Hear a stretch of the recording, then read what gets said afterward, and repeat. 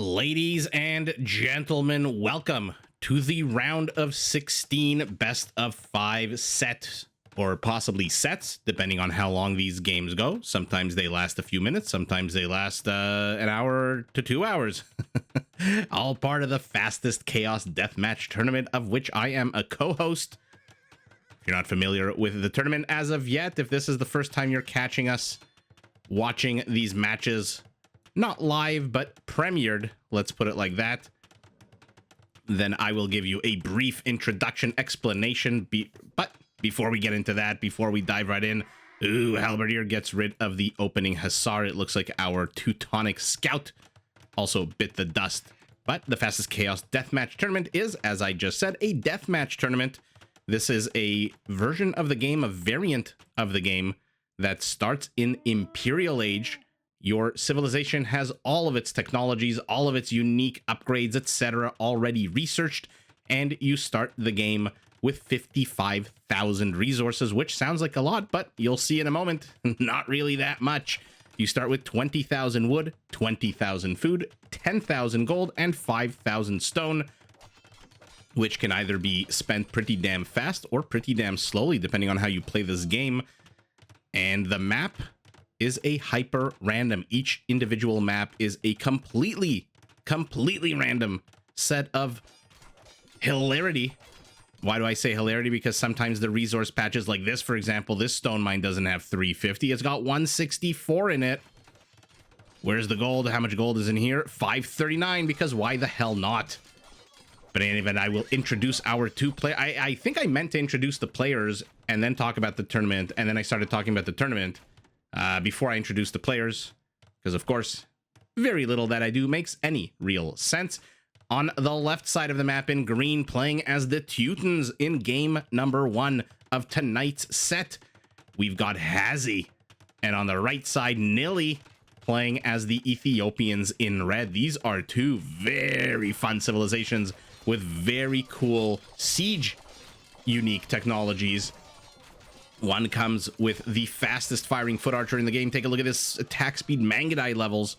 And the other comes with one of the tankiest paladins in the game with 7 melee armor, but a little bit slower since the Teutons don't get husbandry. It looks like we are on a version, I'm going to zoom out, apologies to anyone on a smaller screen. Looks like we're on a version of 4 lakes, but before you think you're in anywhere lush and full of lakes, we apparently are in Giza, because everyone has started with a big fat pyramid, and game number 1 is defend the relic, meaning if you destroy your opponent's relic, you win the game, or if you just kill your opponent, you win the game.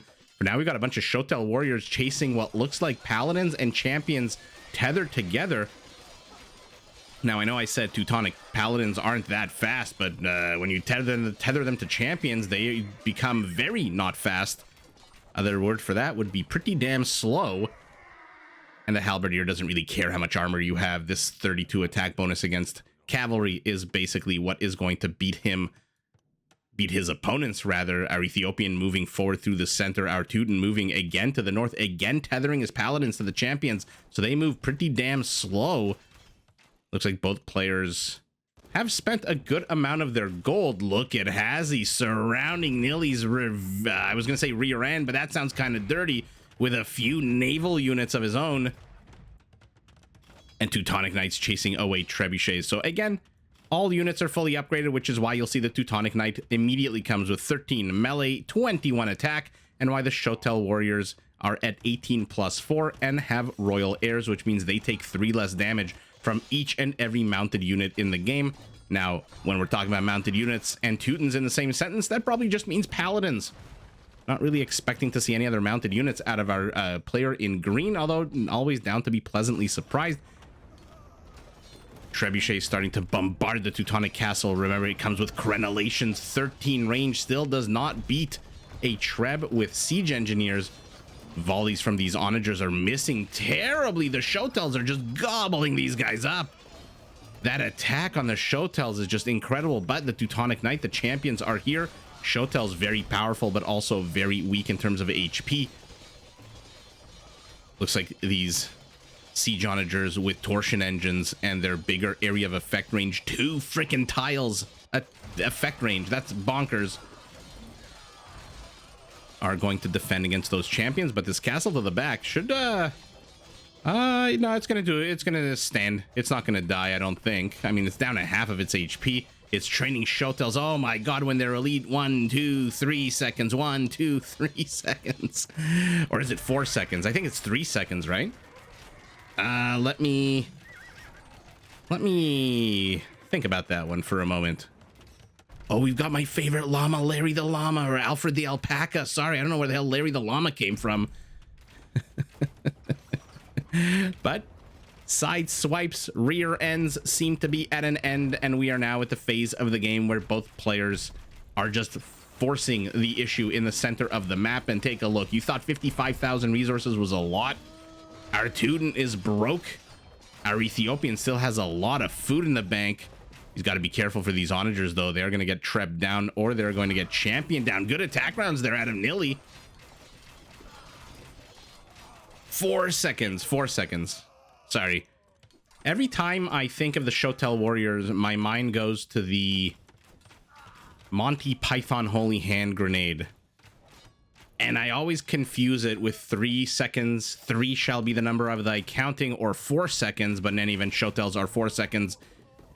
Every unit that comes out of that Teutonic barracks comes with extra melee armor, but melee armor is not going to help against these incredibly fast Arbalests who gun down, especially with a Shotel Warrior meat shield.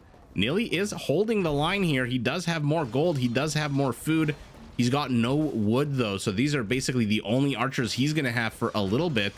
Population-wise, he's down half. He's at a pervy 69 villagers is our Ethiopian in red. Our Teuton has exploded with 127 villagers, and he's again attacking the back. It looks like the Shotel's got a few champions here as well, but look at this. HazZy has taken the lake to the north, has taken the lake to the east, is beginning to kind of maybe thinking about taking the lake to the south. The only lake he hasn't taken, naturally, because of course, is the lake right next to his base. That is the only one he has not actually touched. Nature has remained unspoiled.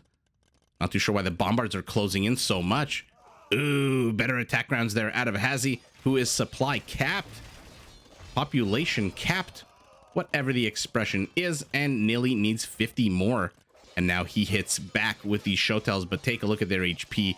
Absolutely terrible. 50 HP, 3 melee armor, 5 pierce is not great. Our Teuton begins his bombardment of the forward position of the Ethiopian base. Our Ethiopian struggling to maintain a healthy army count because he is focusing so much on villagers. He's catching up. He's up to 104. Both players in triple digits. But our Teuton is now a solid 35 villagers ahead of his opponent. Ooh, misses the first volley. And look at that. This is the Velociraptor in Jurassic Park, when Muldoon was focused on this onager. The real one came from the side, and Muldoon goes, "Clever girl," and then dies to a bunch of rocks to the head as opposed to being eaten alive by a Velociraptor. But that's about as far as that analogy is going to go. But a fantastic move there out of Nili, who with his attack rounds continues to absolutely destroy any attempt at closing on these onagers. And what the onagers miss, the Arbalests absolutely catch. But you can't catch them all.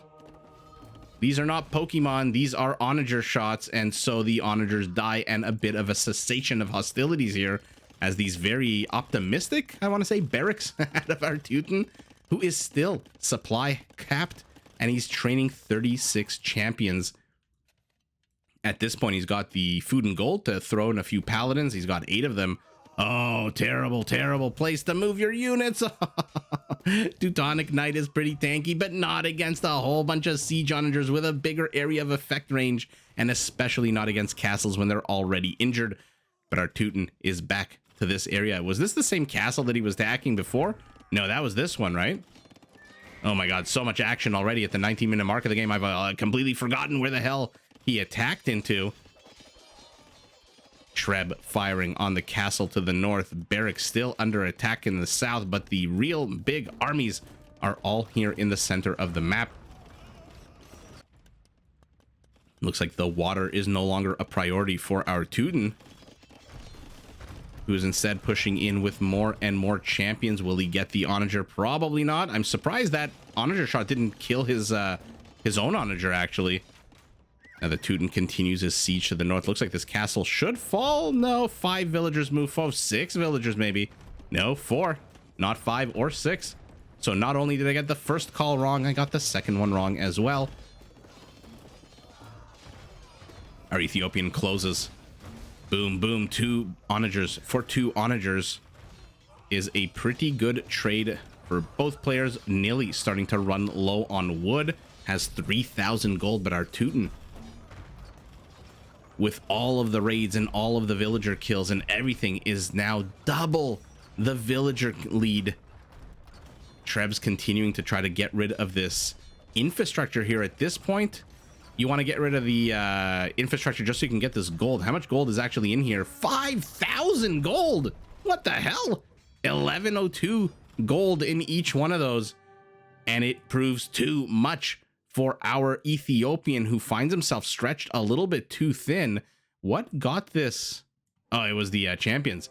But Nili finds himself defending to the southeast, defending to the north, and defending to the center. Way too many villager kills. Way too many villager losses here for our Ethiopian. Champions are the order of the day for our Teuton. 158 halberdiers. This is not great versus the champions. PKPM, holy moly, hero level PKPMs for HazZy. Nili right in the middle of the game, smack dab in the middle of the game. And look at the numbers here, 122 kills for our Teuton, with the never-ending raids and the champions and the paladins all getting that economy cut down to size.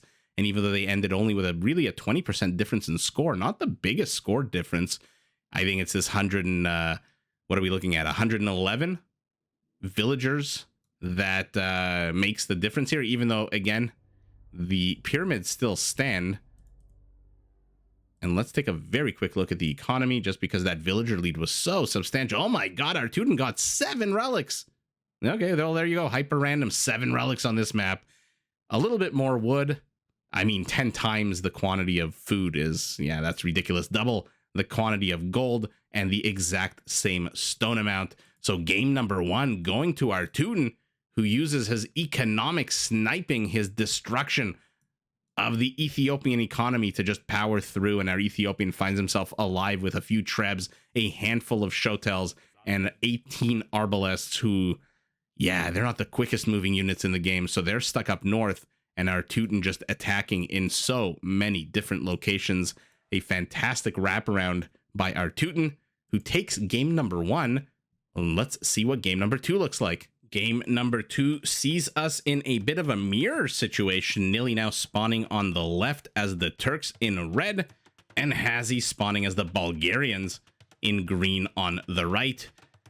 Both players seems like, again, starting with top of the line light cavalry units, and an interesting map. Let's zoom out and take a look at what we're working with. There's a few hidden nooks to the south where it looks like there's a bunch of food. What the hell? 374 food in that berry bush. Come on, a little bit of stone, a lot of gold, 1280 gold, more relics, more cracked desert sands. But we'll see if the players even decide to expand into the northern portion. We'll see if they have a choice, because it doesn't really look like there's a lot of sources of food here. Maybe, oh no, never mind. Each one has to the back. Oh, but look at this, only 119 food on this one. In any event, that is the map. A lot of weird light colored sand. I guess we're in the process of desertification on this map, as the lush greenlands get pushed back and the sands slowly creep in. Our Turk going for those Sepahi cavalry archers and camels. Our Bulgarian opening with halberdiers and cavaliers. Let's see what we can make of this matchup. The Bulgarians, oh man, their siege, I mean, it can pack a punch. They're missing bombard cannons, which is pretty much one of the biggest strengths of the Turks in deathmatch. The extra range artillery bombard cannons. But they're not without their defenses. Castles not necessary at this stage. Creposts allow you to build that 2-for-1 unit, the elite conic, which, remember, comes with stirrups already. So they attack at a quick 1.8-second delay. Another Krepos, another Krepos. He is going to just start pumping out conics. He's already going up to 33. The question is, will these Turkish camels give him any kind of breathing room, I want to say? I think the halberdiers should be pretty damn good here against the camels. Okay, camels dying to halberdiers. And look at Nili expanding additional town centers, 3 additional castles, 3, actually 4 town centers. What is the gold count? Okay, so 1,000 gold in each one of these piles, 828 in this one. Make it make sense.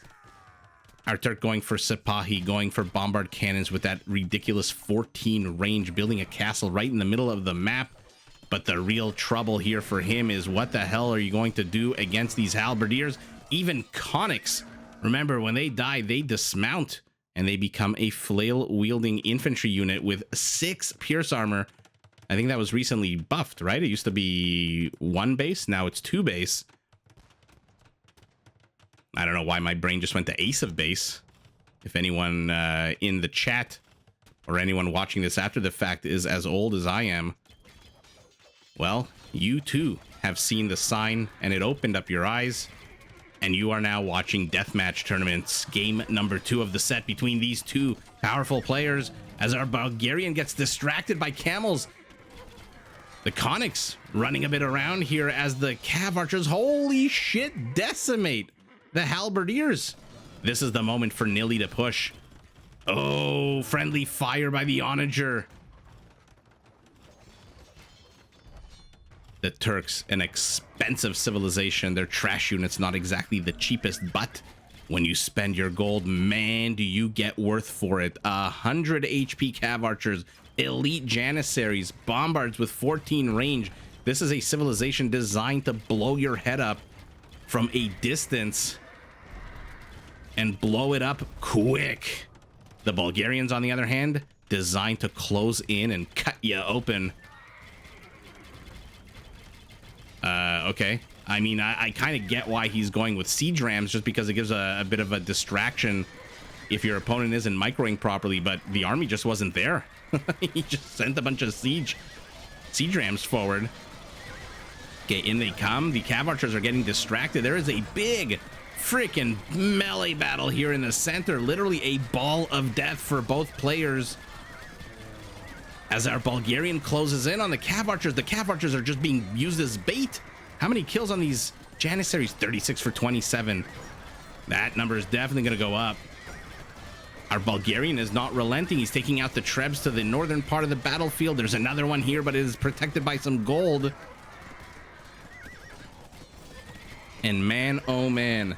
Now, one thing I will say in deathmatch that I think needs to be said, and that's why I'm saying it, LOL. Generally, there's civilizations in the game, like the Italians, like the Bulgarians, whose strengths are derived from, let's say, discounts. You know, Bulgarians with the cheaper blacksmith, siege workshop upgrades, their militia line upgrades are free. In Imperial Age, with everything researched, those discounts don't mean anything.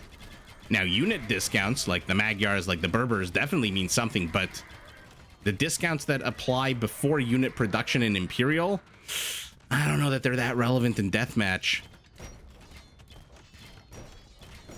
As our Bulgarian continues, what an absolute crazy battle here in the center. We're 11 minutes into the game.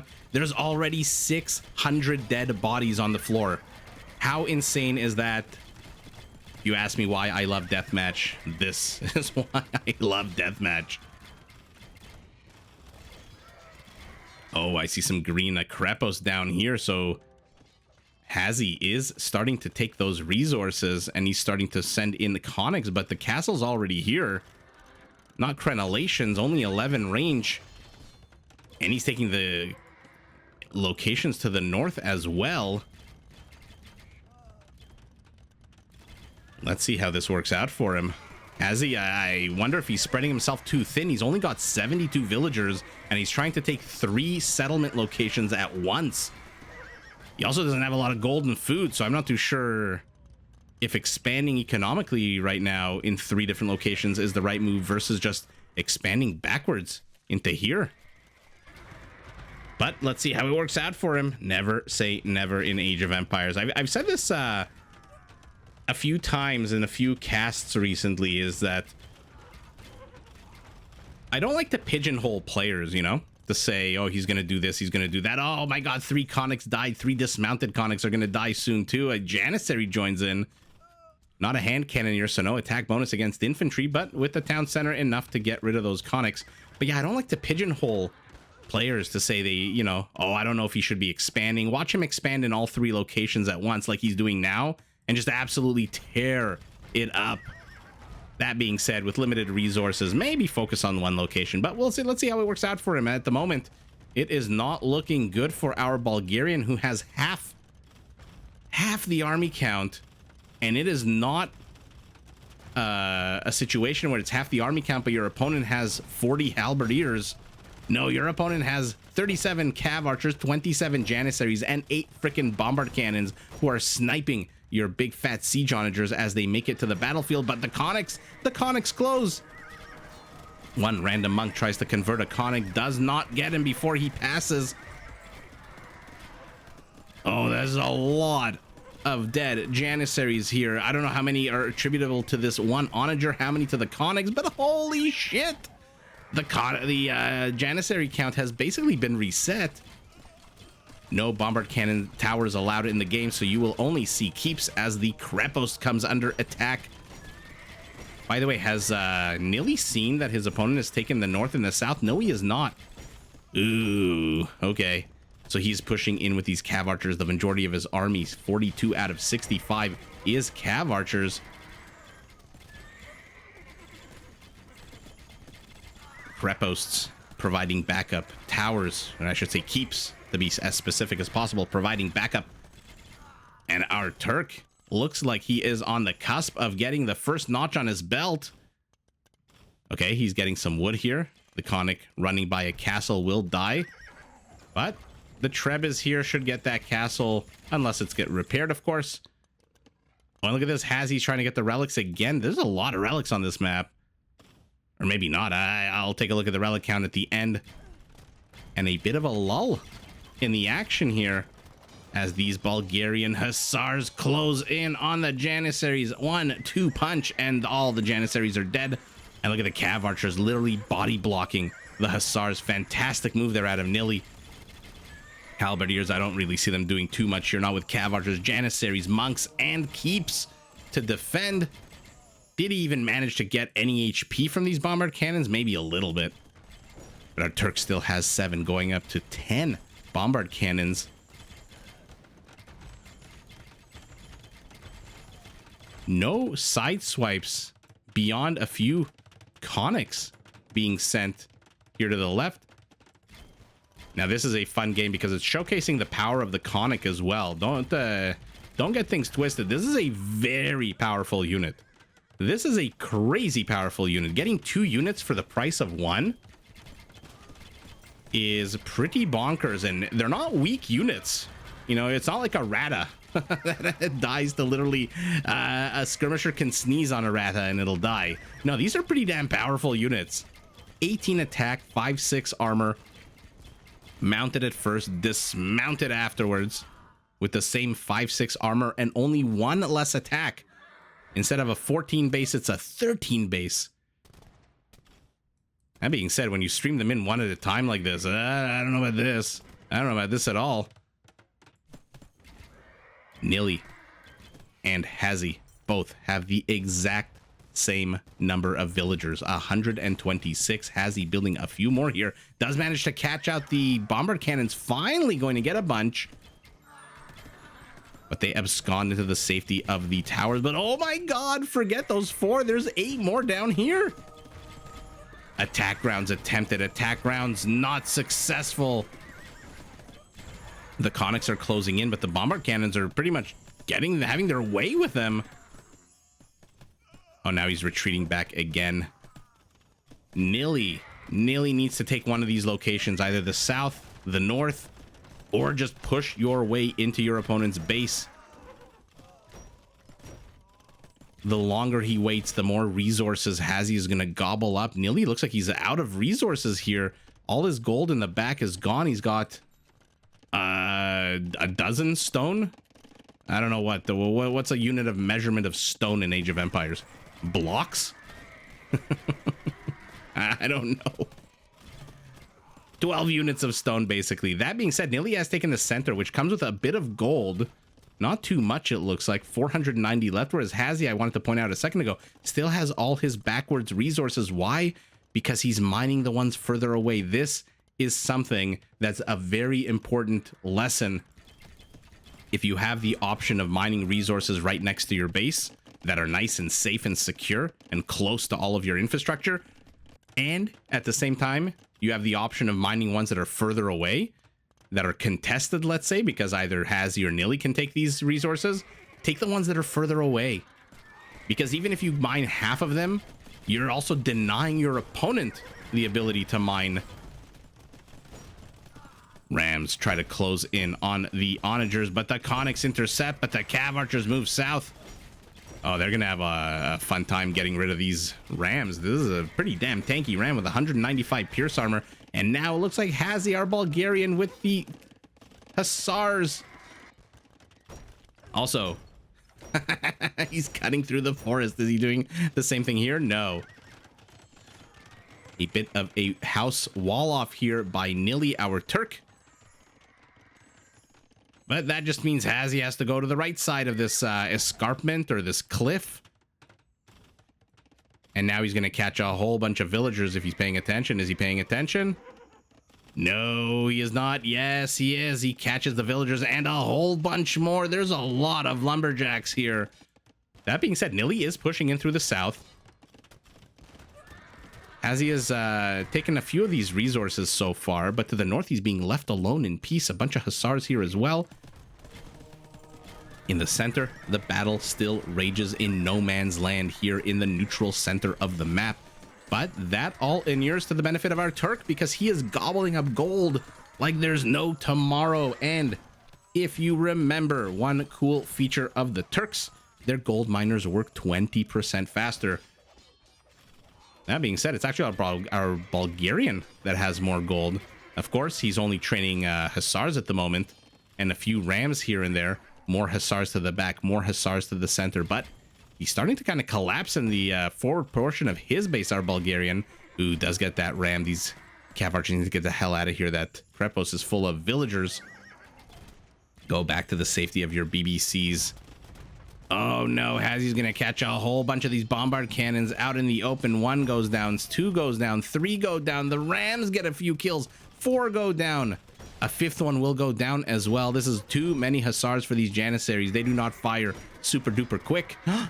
Oh, gets it right at the end. I was almost proven wrong. Villagers join in on the fight here. And yet again, in the center, more dismounted conics are falling. Hussars raiding the hell out of Nili's economy. He's down to 94 villagers, sub 100. But how many kills on the... I'm trying to click. Oh my goodness.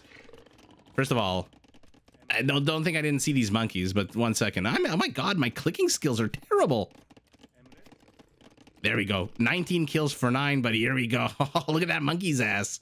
Oh my god. The things you see with the smoke monkey in Age of Empires. Not something I knew existed before I started casting these games. But I am happy, because now I can make references to smoke monkeys and their butts. Conics yet again closing in on the cav archers, but there's too few of them. But every time they close, man, do they do damage. Our Turk, though, hovering around 35 cav archers this entire game, walling off the southern portion of his base with a few houses.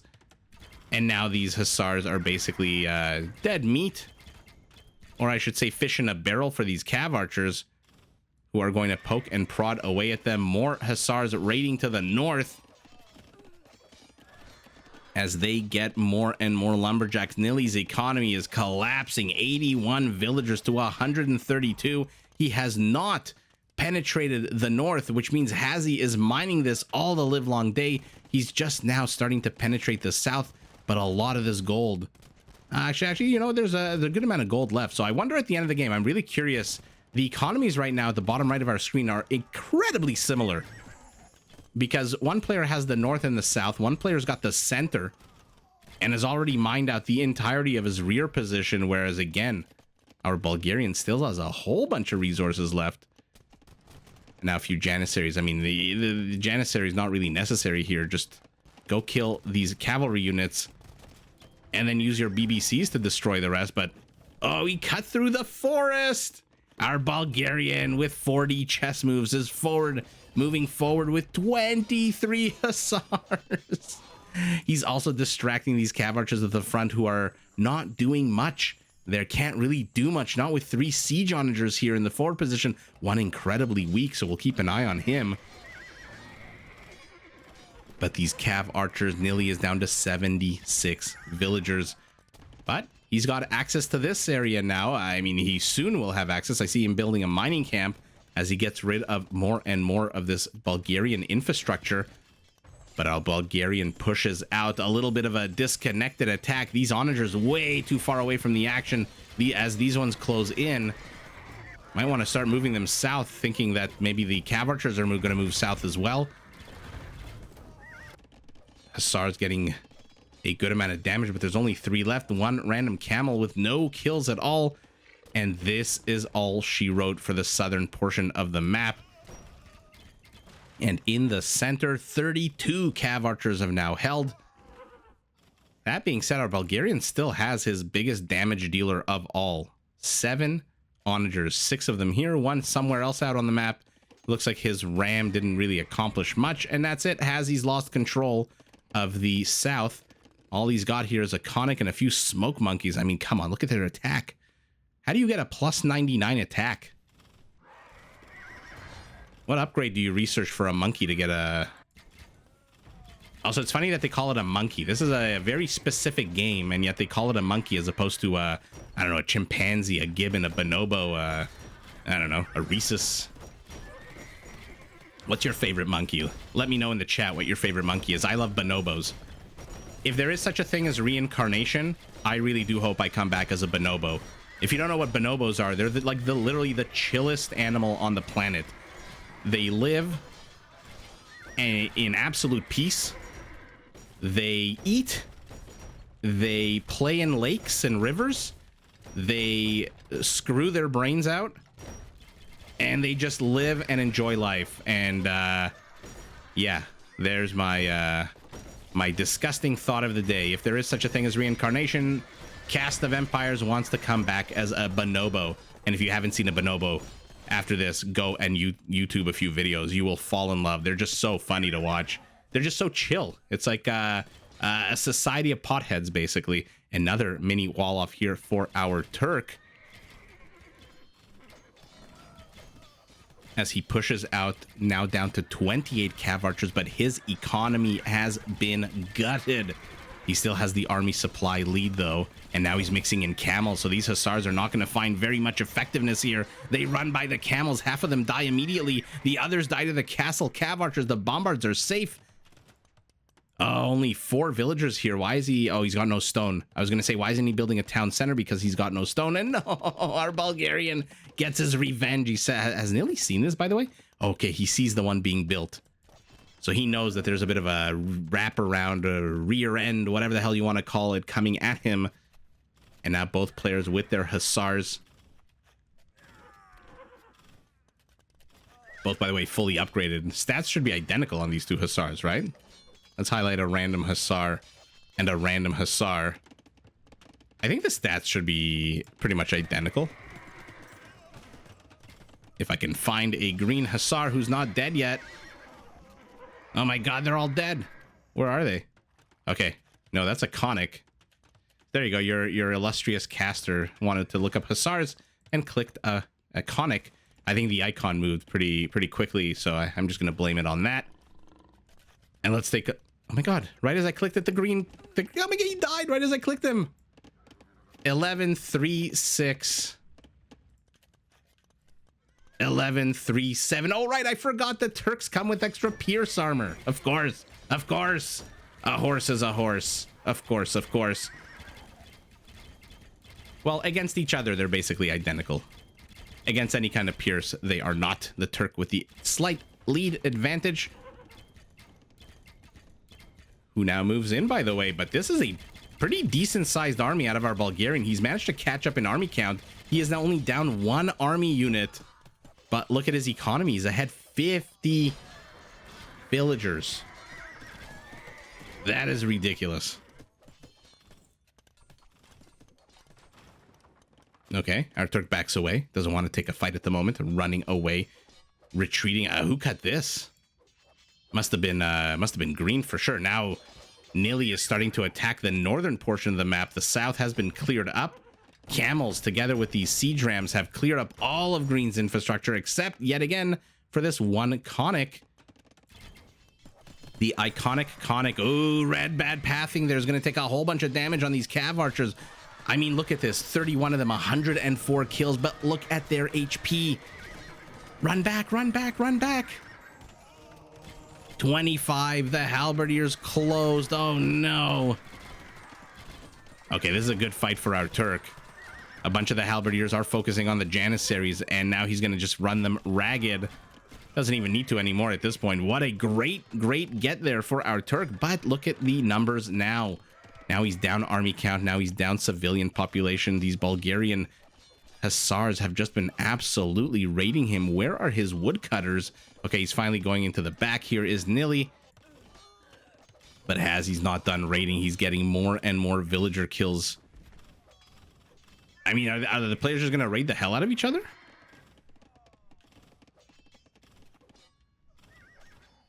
I guess the answer is yes. Ooh, look at this. He remembers that he's got a Conic here.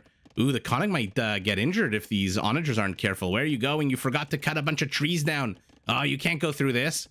Oh, how many of us have done exactly this? Oh, when we're trying to cut through a forest. Oh, oops. Forgot to cut one row, one line.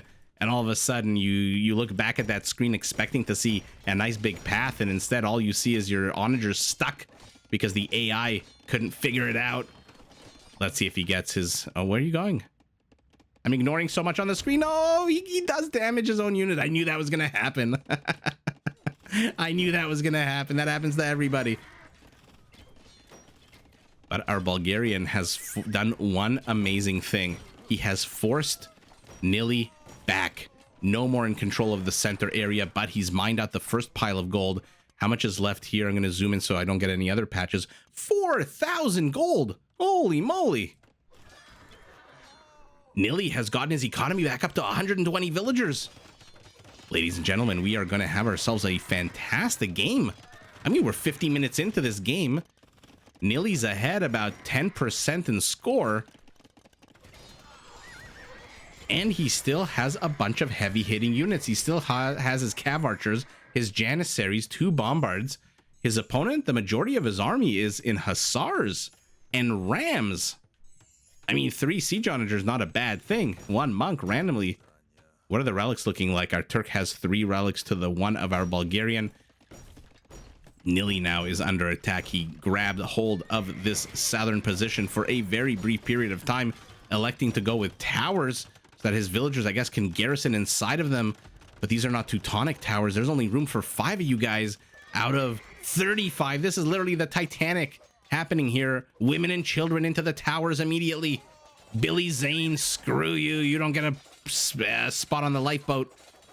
Oh, look at this. He's choosing to fight. Garrisoning is for quitters, says Nili, as he absolutely fights those Hussars and actually does a pretty damn good job. He's still at 100 villagers. I mean, he's down 20 from when we last checked, but he's still at 100 villagers. Army count's identical. He's down 40 supply in total. So much production. 38, 40 Hussars still haven't been trained yet. Oh, I think that hurt his units more than his opponents. Oh, that's so gross. Let's look at friendly fire, because I love... Okay, 1 kill, no friendly fire. Okay. I love looking at friendly fire, if you guys haven't realized. 2 more blocking houses here. But the Rams get split up, and in they move.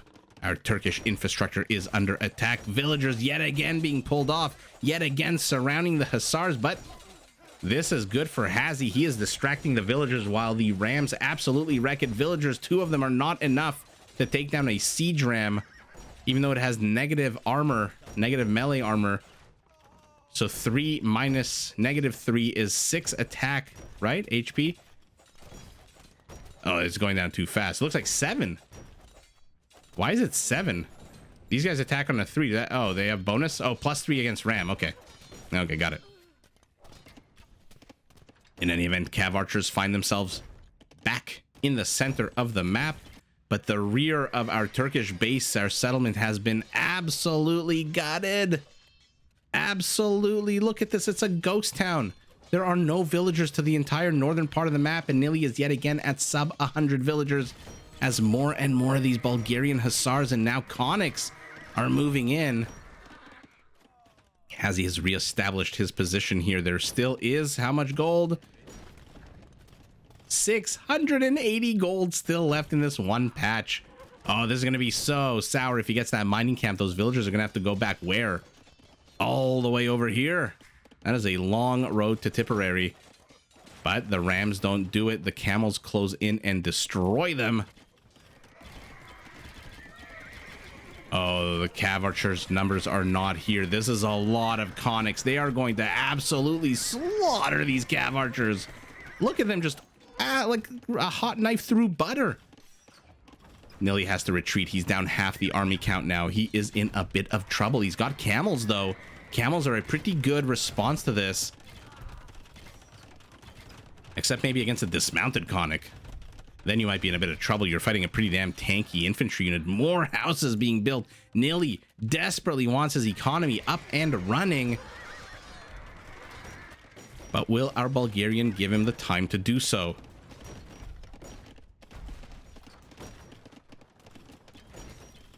Conics move in yet again, facing camels, bombard cannons, castles, janissaries, and cav archers.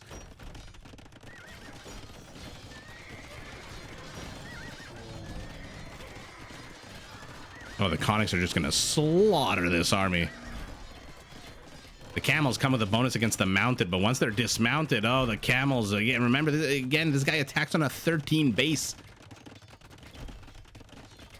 HazZy is just pushing in, and he's gutting the south. He says, you know what, take your north, take your houses. I don't care. I'm just going to kill your economy to the south. But Nili's pushing out. Oh, another attack that kills or injures his units more than his opponents. Oh, these 2 poor houses never got a chance to go up. Nili is doing an amazing job, by the way, keeping his villager count at over 100. Right as I say that, it dips down. A lot of dead villagers. But, oh my god, all of a sudden, in the blink of an eye, 30 villagers just disappear. And his army, the cav archers, are stuck. Wow. What a fun game. Now, I believe Turks, Bulgarians, maybe one of these battles that actually is historically somewhat accurate. I think these 2 nations have been duked it out in the past for a while. But man, oh man, what a crazy fun game. 1,500 kills by our Turk. No surprise there with those powerful ranged units, the cav archers, the janissaries, the BBCs. HazZy going for the pure melee play, 1,100 kills. But look at the villager kill count. Holy shit. Literally 350 more villager kills. Relic gold, about 2,000. Resources collected. I'm going to spoil myself. 34,000 more resources. Let's see how that breaks down. That's a really crazy. Oh my god, food. Look at the food of our Bulgarian. No wonder he can train how many at once? 83 hussars at once. No wonder that's happening. And the wood goes to our Turk. The gold goes to our Turk. No surprise there with that quicker gold mining, the control of the center. But ultimately, it is our Bulgarian who pushes through. Nili is on the verge of elimination here. He's down 2-0 in a best of 5, which means HazZy just needs to clinch one more game. Rather, needs to win one more game to clinch the series. And just an amazing amount of rating. The Bulgarian settlement was pretty much untouched the entire game, right? I don't think Nili really raided this settlement very much. He raided the south. He had control of it very, very, very briefly, but to the north as well. All of these resources were just mined all the live long day since the beginning of the game. And with all those resources, with 34,000 more resources and a shit ton more food, it is our Bulgarian who absolutely overwhelms at the end of the day. After an hour, the Turkish army, and the Turkish army routs. The Bulgarian takes the day. Game number 2 going to HazZy. Let's see game number 3. Getting scared for Nili here. Let's see how he performs in the next one. Game number 3 finds us on an absolutely random map where everyone looks like starting with a trade cart, a Feitoria, a market, a whole bunch of army tents and pavilions, and it looks like a fire ship, a fast fire ship for you, and a fast fire ship for you. Neutral market in the center, it looks like. So both players can trade with this market. 6 gold only.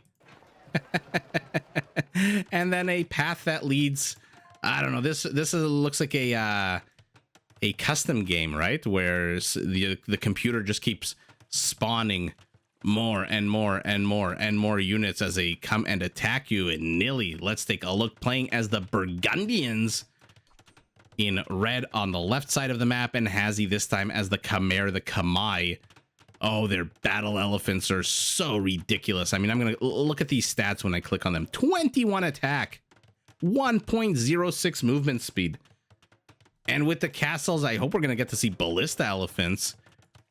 Now, actually, you know what? To the point that I was making last game about civilizations that have discounts and features designed to get you up to Imperial sooner or get your techs available sooner, the Burgundians generally are thought to be the first civ to get paladins. The reason being, all of their stable technologies are 50% cheaper. So they don't have to spend as much money, which means they can afford it earlier. That makes no difference in this matchup because we're in deathmatch, so he already has paladins. On the other hand, the Khmer have one of the most bonkers going up features. They don't need any structures at all. They just need resources. There's no such thing as a prerequisite. Once you hit feudal, you can build a stable without needing to build a barracks, and you can build nothing and still go up to castle as long as you have 800 food, 200 gold. Neither of those features applies in this game, so I guess that kind of just speaks to my point. It looks like he was about to attack this neutral market. I'm not sure if you can. Oh, looks like our demo ship did a bit of a Michael Jackson there and did a moonwalk. Both players taking control of the water cannon galleons, it looks like, for our how many? No, not 3. That's the other one. Oh my god, why do I keep clicking it? 6 cannon galleons, but demo ships are the order of the day for our Khmer, who now moves north with his elephants. A whole bunch of pikemen, halberdiers, moving south. Now, one thing I'll say, because I mentioned it in the beginning with Deathmatch, about how you start with all of your technologies researched. Burgundian Revolution, Flemish Revolution rather, you don't get research, which means you don't start the game with 200 army population. If you want to research it, you can, I believe, in Deathmatch. Nothing's stopping you, but you don't start with it researched. That's one of those unique technologies that you don't automatically start the game with. Otherwise, that would make no sense, right? Because you start the game with 3 villagers, so you would start the game with 3 militias, Flemish militiamen, and the inability to construct any buildings or structures until you trained your first villager. For now, HazZy blowing up a good portion of this Burgundian navy. Oh, he gets stuck a little bit behind the elephant and pays the price. Their scorpions come with extra range, 9 range, but they are taking on cannon galleons. Nili, knowing he has to win, is applying a good amount of pressure here through the center. His trade cart keeps bringing in 6 gold, 6 gold, 6 gold. Feitoria and market for both players in the forward position. No real seafood being gotten here by either player, even though it's not a bad thing to do. Both of them running a bit low on wood, having invested significantly into their navies. And now the demo ships are going to make sure that these structures take a bunch of damage, and he cannot train any more units out of his naval structures, at least not in the center of the map. Treb on the high ground definitely going to help out taking out these docks. This is a lot of halberdiers out of our Kamay. 66 halberdiers with 66 more training. What the hell is he expecting? Does he just want to make use of their ship bonus? I feel like that's it, right? They come with a good ship bonus, halberdiers. Not something we see very often, but plus 17 attack against ships. Ballista elephants are trying to get something done here as well. They're trying to take out what looks like the Treb or the cannon galleons. Ooh, the Custeliers close. And within a matter of seconds, these scorpions are going to all be dead. Nili, 82 army count. HazZy, 93. Nili, 50 villagers to 20 of his opponent. So his economy has gotten up much quicker this game. And he is the one putting on the pressure. He is the one harassing. But a demo ship takes out a few of these Custeliers. Once their charge attack disappears, their base attack lowers back down to a 20. And this is a long-ass charge attack. It takes a while, right? I think 40 seconds to fully recharge, if I'm not mistaken. Elephant versus cannon galleon. Any bonus against ships? No, not at all. This is a lot of ballista elephants. Once you get these guys into a death ball, this is like the OG Armenian composite bowman, the OG annoying death ball unique unit, where if you just get a critical mass of them, it becomes nigh impossible for your opponent to deal with them. Oh, he's gonna go after the the trade cart. No, he does not. But look at the navy here out of our Burgundian, getting stuck a little bit here to the right, but a few of these galleons are heading further south. Nili's been pushed back though. Our Kamay with some of those heaviest hitting units in the game, the scorpions with extra range, the ballista elephants, those crazy 21 attack elephants are pushing Nili back. And uh-oh, this is an elimination game here for our Burgundian, who now finds his docks under attack. A castle going up, but only one villager constructing it. It is at 65%, and these elephants are closing fast. Castle, for now, will not go up. Market gets deleted, wants to access this area faster. Doesn't really need to trade at the moment, not with this big Kamay army here in the center. Okay, the fishing ships get sent to their deaths. Building a protective castle here. Okay. If you're going to build your protective castle here, then put a few docks around this area and put a bunch of fishing ships around them. Our Burgundian does not get the siege onagers needed to wreck these elephants, but basic onagers with enough of them should do a pretty damn good job. 10,000 HP of units, already 48 kills. And this castle of Nili's is under attack. He does not cancel it. Or did he cancel it? I didn't see his stone pile. I was looking at the mini map. Nili is in firm control of the water. But on land, actually on land, he's repelled the elephants. I wonder why they're so scared of these onagers. I mean, you've got a pretty good amount of HP. Some of these are at full health. Okay, HazZy taking a bit of a break here in the center of the map. His navy not really doing much to the north. Wild horses. Where are the monkeys? Where are the alpacas? Where are the flying dogs with the capes? And these elephants are just going to run amok now. Onager with his last dying breath does manage to get one ballista elephant. Custelier's raiding here to the back of our Kamay base. Oh, another demo closes, gets another ship. This castle. I feel like he started a castle like 5 years ago. Why is it still not up?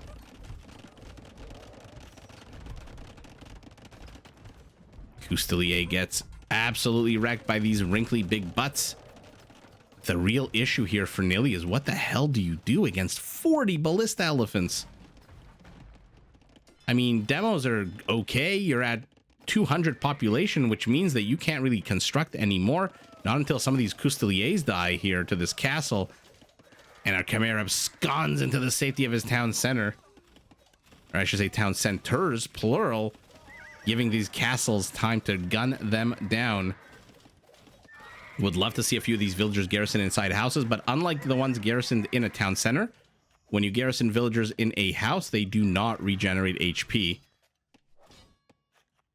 Oh man, if we thought HazZy's Bulgarian Hussar spam last game was crazy, Kamay spam is a whole nother level.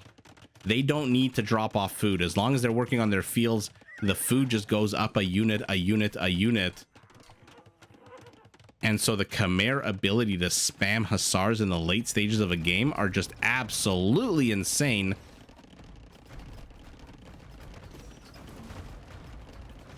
Okay. I mean, 40's down to 38.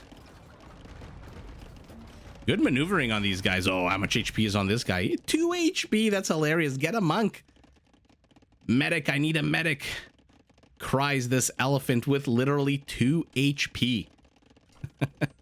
As the players disengage at the 20-minute mark of the game, finally this Green Navy finds a use for itself as these villagers inadvertently make their way north, not realizing that HazZy left behind a few naval ships of his own, maybe by accident, maybe overlooked, or maybe all part of the plan. As Nili now moves in with more and more halberdiers, his army count is down significantly, but for the first time in this series, he is ahead huge in villager count, is our Burgundian, who, by the way, does also have, what is it called? Oh my god, the Burgundian Vineyards. I always confuse Burgundian Vineyards, Flemish Revolution. I say Burgundian Revolution, Flemish Vineyards. But there's, that's not a word. Those farmers, he's only got 18, are adding a tiny trickle of gold. And the last of the Trebs falls here. He's got 2. Where are they? To the south of the map. Oh no. The ballista elephants are going to take these battles, but they are taking a huge amount of damage.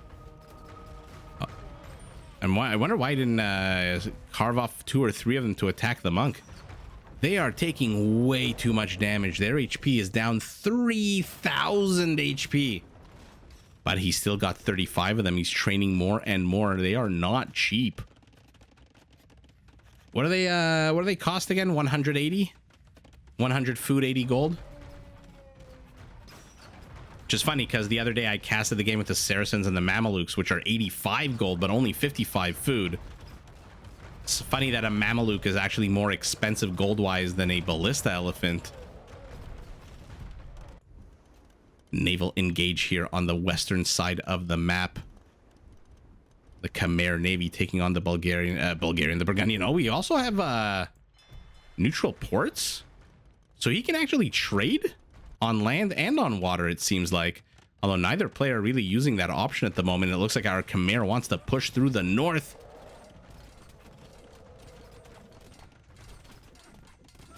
These Burgundian hand cannoneers, take a look. They attack with 25% more. So they attack on a 21, which is the same attack as that elephant. This is just a battle of the ridiculously hard-hitting civilizations and units. That being said, this castle's in a bit of trouble. This ram, it's not really got an answer to this ram, although maybe the hand cannoneers.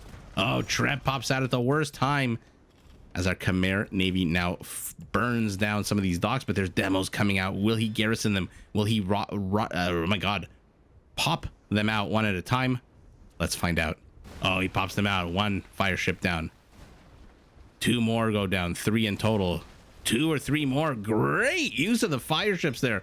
Demo ships there by Nili, who now moves forward with a bunch of very powerful units, but not enough support for them. 1 halberdier means that the bombard cannon and the onager go down. Looks like this castle managed to save itself a few more halberdiers from our Kamay moving forward, but they got gunned down. 19 kills so far for this castle. How many ballista elephants? He's down to 19 ballista elephants. Yeah, he's needs to be a bit more judicious with using these guys.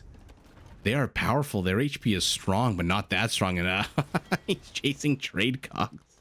Let's see how let's see how much gold. I don't know why I'm laughing so much. Let's see how much gold. 81 gold. Where are they traveling to? These docks?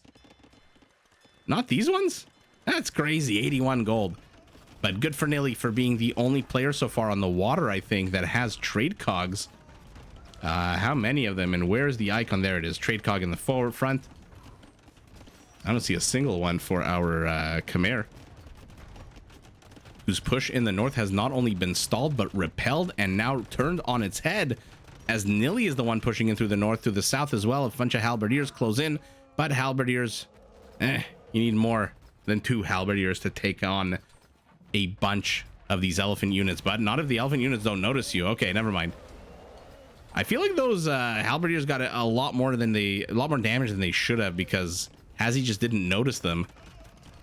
Because when they do get noticed, they get gunned down pretty damn quick, especially with double crossbow. Let's survey the map. What's happening? The map literally has been carved diagonally from the 2 o'clock to the 8 o'clock position on the clock. To the south, we've got hussars attempting to raid ballista elephants. Looks like finally there are enough halberdiers to take them down and too few of them to defend themselves. To the north, he pushes out again, ignores the trebs, goes for the halberdiers. Okay. The ballista elephants definitely not ignoring the trebs, but their attack is going to do very little against 150 pierce armor. Any bonus whatsoever, none at all. And now Nili looks to be in firm control of the game. That being said, has not applied enough pressure, has not done enough raiding to keep his opponent knocked down. HazZy going up to 121 villagers, both players at 200 population. Let's take a look at their resources. Nili, a lot of wood and food, and a lot of stone for our Kamay. Okay, so our Kamay, I guess, just got his economy up and running right now. Nili continuing to throw away individual units here and there. Not too sure this is the most cost-effective way here, as our Kamay yet again tries to destroy this castle. There's a bunch of skirmishers here. Okay. I mean, that's one way to spend your wood and your food. Will the castle go down? What the hell is the treb attacking the elephants? I bet you wish you were a Britain treb now. To the western portion of the map, HazZy starting to do the same thing he did last game, saying, you know what, it worked last game. Let's see if it works this game as well. Custeliers pop out with their absolutely crazy armor, crazy horse. Look at how antsy in the pants he is to get into battle, just jumping up on his hind legs, wanting to go and gun down opposing units. I mean, this is a pretty crazy navy here. This is 7 fast fire ships in a demo that are not being used at all. Yeah, he's going back here with his 81 gold. What are you bringing back? Why did he not show the gold? Trade cog. Where's he trading out of, by the way? Oh, he's trading out of these docks. Okay. That's why they're not bringing anything back. That's hilarious. That is amazing. So good job to Nili, by the way. Win or lose this game. Fantastic use of all the features of the map, especially the neutral ones. This marketplace with the 6 original gold, not exactly the most lucrative of propositions here. But our Kamay still has 21 elite ballista elephants, each one firing 2 bolts. Will he notice that the halbs are closing in? He does not. They absolutely swarm over these elephant units and they die so damn fast. This castle also is under attack. He's having to spend his big stone bankroll on repairing this castle. Should be able to hold it for a while with this many villagers against only 2 trebs. Now, if there was a 3rd treb, maybe it would go down a bit quicker. More Burgundian halberdiers catching out hussars to the back, trying to raid. So Nili is wizened up to his opponent's tactics here with the raiding, but unfortunately not paying attention, streams his units right into a castle. And by the way, fantastic placement for a castle. Even though it's a bit exposed to cannon galleons, you do defend your stone. 1364 is enough for 2 more castles if he can get all of it. Speaking of castle, Nili plops down one of his own in a very aggressive forward position here. Ooh, do you really want to unpack your trebs right now or pack them up? Oh, double whammy as they both die. That's exactly why you don't want to pack them up right in the middle of a battle. Although seeing the siege ram move forward, maybe. Okay, Nili adding a monk, trying to get a conversion like he did a few minutes ago, but not succeeding. This ballista elephant has 12 HP. Galleon to the back is going to get pulled in by the hussar. Oh, okay, should he attack it with the ballista elephant, or should he try to pull him into the castle fire instead? And the map has yet again been carved off. Good attack rounds there out of Nili, getting a whole bunch of these halberdiers. Economies. Now Nili is down in economy with all of those hussars that are just raiding non-stop. Although I shouldn't say non-stop, because he actually did stop. But look at this. Look at this patrolling of halberdiers here. This is 15 army supply out of 74. What is that? A fifth of your army? Just on patrol move there down in the south? Okay. I guess you're that worried about run by is not a bad thing to use your units for. Where are these ballista elephants going? Where are you going? You're going straight into halberdiers, a castle, onagers, and a treb. Now his own halberdiers move forward to meet them. Oh, these red halberdiers are going to absolutely melt. Never mind, he absconds into the castle. Perfect time, target down the onagers. And that's exactly what he's doing. Nili moving forward, not realizing that these ballista elephants are hiding inside the castle. Will lose a whole bunch of his... I say a whole bunch. Loses all of his onagers here to the center. To the right side, to the center rather. The hussars are back and raiding. 3 rams lonely, taking a smoke break here. Okay, Nili choosing the south for his next attack location. Cousteliers moving in, all of them fully charged and ready to go. Look at that bonkers 40 attack. 40 attack. Oh, but he's spending it on villagers. He's spending it on villagers. Might as well have gone after some of these ballista elephants. Where are these trebs going? What are you doing? He is that confident that he can take this position. Why are the halberdiers not helping out?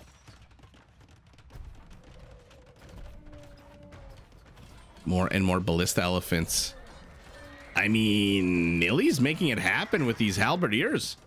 He is taking the better trades, and all the while, he is the one with 81 gold for each one of these 19 trade carts. Is he trying to destroy? Oh no, he killed. Oh no, he's killing the merchant. I didn't understand this last game. I still don't understand it. What the hell's the point of killing that merchant? Does that render those docks inoperable, unusable? Nili yet again losing his naval power to a bunch of castle fire. And his position in the south here has been cleared up. Another treb moves in, but where are you going? Does have enough halberdiers here, but the hussars can run circles around these halberdiers. Send a villager to repair. He does not. The treb falls. Okay. HazZy's ram derping out every chance it can.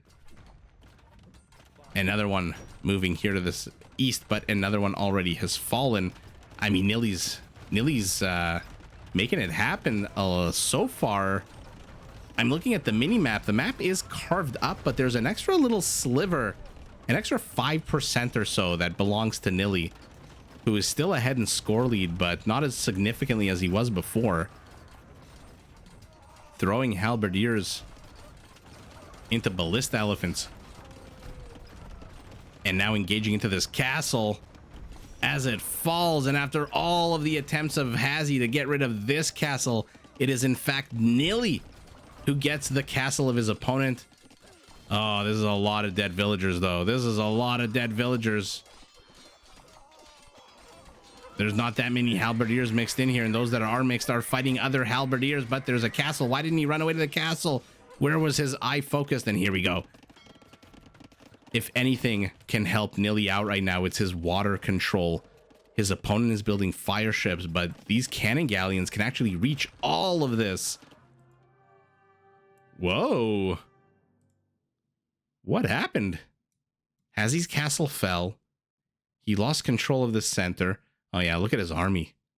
8 hand cannoneers, 9 hussars.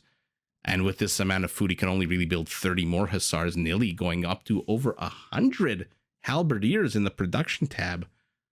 Wow, Nili gets his first notch, his first W of the game. This is just bonkers. I mean, he's not floating gold, which is great. Fantastic. I want to see how much he collected. Let's take a look at the stat. Halberdier versus Halberdier. I mean, look at this. This is literally 200 more Halberdiers. PKPM for both players. Okay, roughly in the beginning portion of the game. But what do we think about economy? Okay. About 25% bigger economy for our Burgundian. Let's see how much. Oh my God, 26,000 more wood. But he's down in food. No surprise there. Those insane Kamay farmers. 10,000 more gold than his opponent. Trade profit, 6,000. Relics, 3,000. Almost that entire difference is made up with trade and relics. Wow. Stone also about enough for 2.5, 3 castles. What a super fun matchup. 947 kills, 957 kills. Just goes to show you how balanced, how powerful these two players are. Literally 10 kills apart. That's 1%, right? Yeah, just about 1% kill count difference. And look at the scores, also not less than 10% difference in scores. But ultimately, these, I think it's these trade carts and the relics, the extra 10,000 gold that allowed our Burgundian to stay alive and build endless amounts of onagers, cannon galleons, everything he could to try to stop this crazy tanky unit here. 21 kills for 5 of them. And economic? No, they're all military kills. And he ends the game with 7 of these bad boys. They're somewhere on the map. There's 2 more of them. Here they are. Fighting a bunch of ships. 1 kill for them, not surprising. But the castle does go down. I made this point in the last premiere. When you have water maps, it looks very cool to build a castle here. Don't get me wrong. It's super cool. Maybe even closer to the water, so that if your opponent tries to run their ships by, it doesn't work out well for them. The only problem is this guy. This guy with a giant, beautiful cannon. This phallus symbol on the front of the ship that just juts out and shoots out balls that attack. Oh, that's right. I forgot to mention. I think I mentioned it with the hand cannoneers. But again, the Burgundians, all of their gunpowder units attacked with 25% more attack. That's why it's 60 plus 15. Wow, and Nili takes this 3rd game resoundingly, even though the economies, even though the scores, even though the kill counts, oddly similar. But ultimately, with all that extra gold, all of that trade, he just overwhelms his opponent with a bigger army. He's got double the army count. This game, HazZy didn't really get that many villager kills. It's actually Nili who got the majority of the villager kills. And with those villager kills, with that extra gold, and with these units, where are they? Here to the side, the cannon galleon over here, the cannon galleon over here. I think HazZy just realizes, okay, now these 3 stables are under attack. This entire center is under attack. And I don't have the resources to both defend at home against the endless hordes of halberdiers and the cannon galleons that are heading my way with their crazy 15 range. And I think HazZy realizes that his entire coastline is about to get wrecked. Maybe not now, maybe not in 2 minutes, but definitely in 5 to 10 minutes. All of this is going to be gone. And if he tries to defend it on water, he'll be overwhelmed on land. And if he tries to defend the land, he'll be overwhelmed on water. And ultimately decides to tap out. Game number 3 going to our Burgundian. Let's see how he does. Let's see how both of them do actually in game number 4 as the Falcon freezes in midair. Game number 4 is upon us, and it looks like we're starting with a few hero units. The fleur-de-lis tells me this is a Frenchman, a Renault de Chatillon for green, and a Renault de Chatillon for red as well. Nili this time spawning in the north as the Burmese. His opponent HazZy in green yet again as the Franks. Okay. These are some pretty powerful civilizations. I want to see a whole bunch of Arambai. I want to see a whole bunch of tanky elephants with extra armor. I want to see infantry with attacks. I want to see anything and everything. I am just that greedy. Now, hero units should be pretty damn good at sniping villagers. We'll keep an eye out and see how many they actually do manage to snipe. How did you not get this villager? How did you not get her? As she absconds into the town center. And why did Nili go all the way around the long way? Remember, deathmatch is played on explored, which means the players kind of see everything, which I guess hurts the Burmese, right? They start the game knowing where all the relics are, But everyone starts the game knowing where all the relics are in deathmatch. What are you? You are a wild Bactrian camel with the double hump. Yeah, why did Nili take the long route? Did he think his opponent would do the same thing? And that he could catch him out in the middle? That was weird. It looks like our Frank, by the way, did manage to get one villager kill. And now he's going to get the hero unit as well. If he can catch up. No, never mind. Nili just turns around. Takes a poke at the halberdier and dies. Didn't even damage the halberdier, by the way. And now he's running away from these Burmese camels. These... I saw camels. I said camels. No, why are you fighting from the low ground? You've got 192 HP, but that's still not going to beat an elephant. Especially not one with 6 melee, 9 pierce armor. Now, a few of the Burmese bonuses and features... Oh no, HazZy is housed for a second there until he gets up his first Frankish castle. Some of these Burmese features not really going to come into effect here, or what do I say? Not going to be super relevant. Just because a lot of it's with related to archers. With Manipur cavalry, they come with a +4. Any mounted unit come with a +4 attack against archers, for example.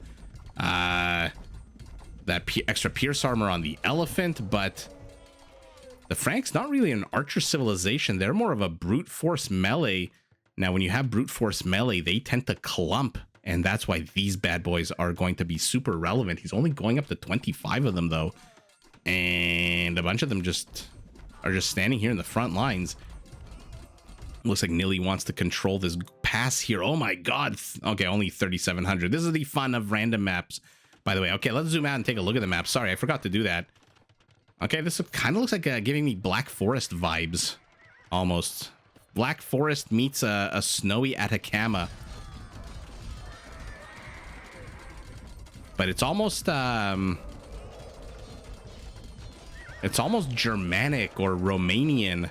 You know, those all those scary stories in the dark forests, right? In the winter time.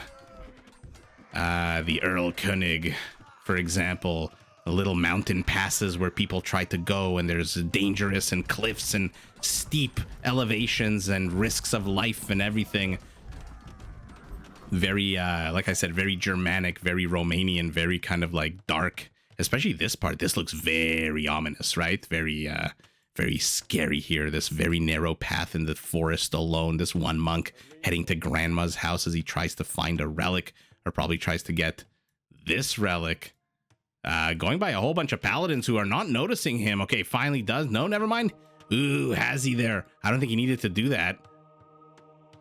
I don't think, or rather Nili, I don't think HazZy was paying attention there. But anyway, let's focus back on the primary. Now, this should be an easier game for me to cast, says the lazy caster, because there's literally 2 avenues of attack here. What is attacking here? A random elephant here made it. There's literally an avenue to the right and an avenue to the left. And right now, all of the action is firmly in the right side. 27 kills for these Arambai, 12 kills for these Axemen. And out they move. Now the Franks, all the gold they saved building their unique unit is probably all spent on their paladins. They've got to move back.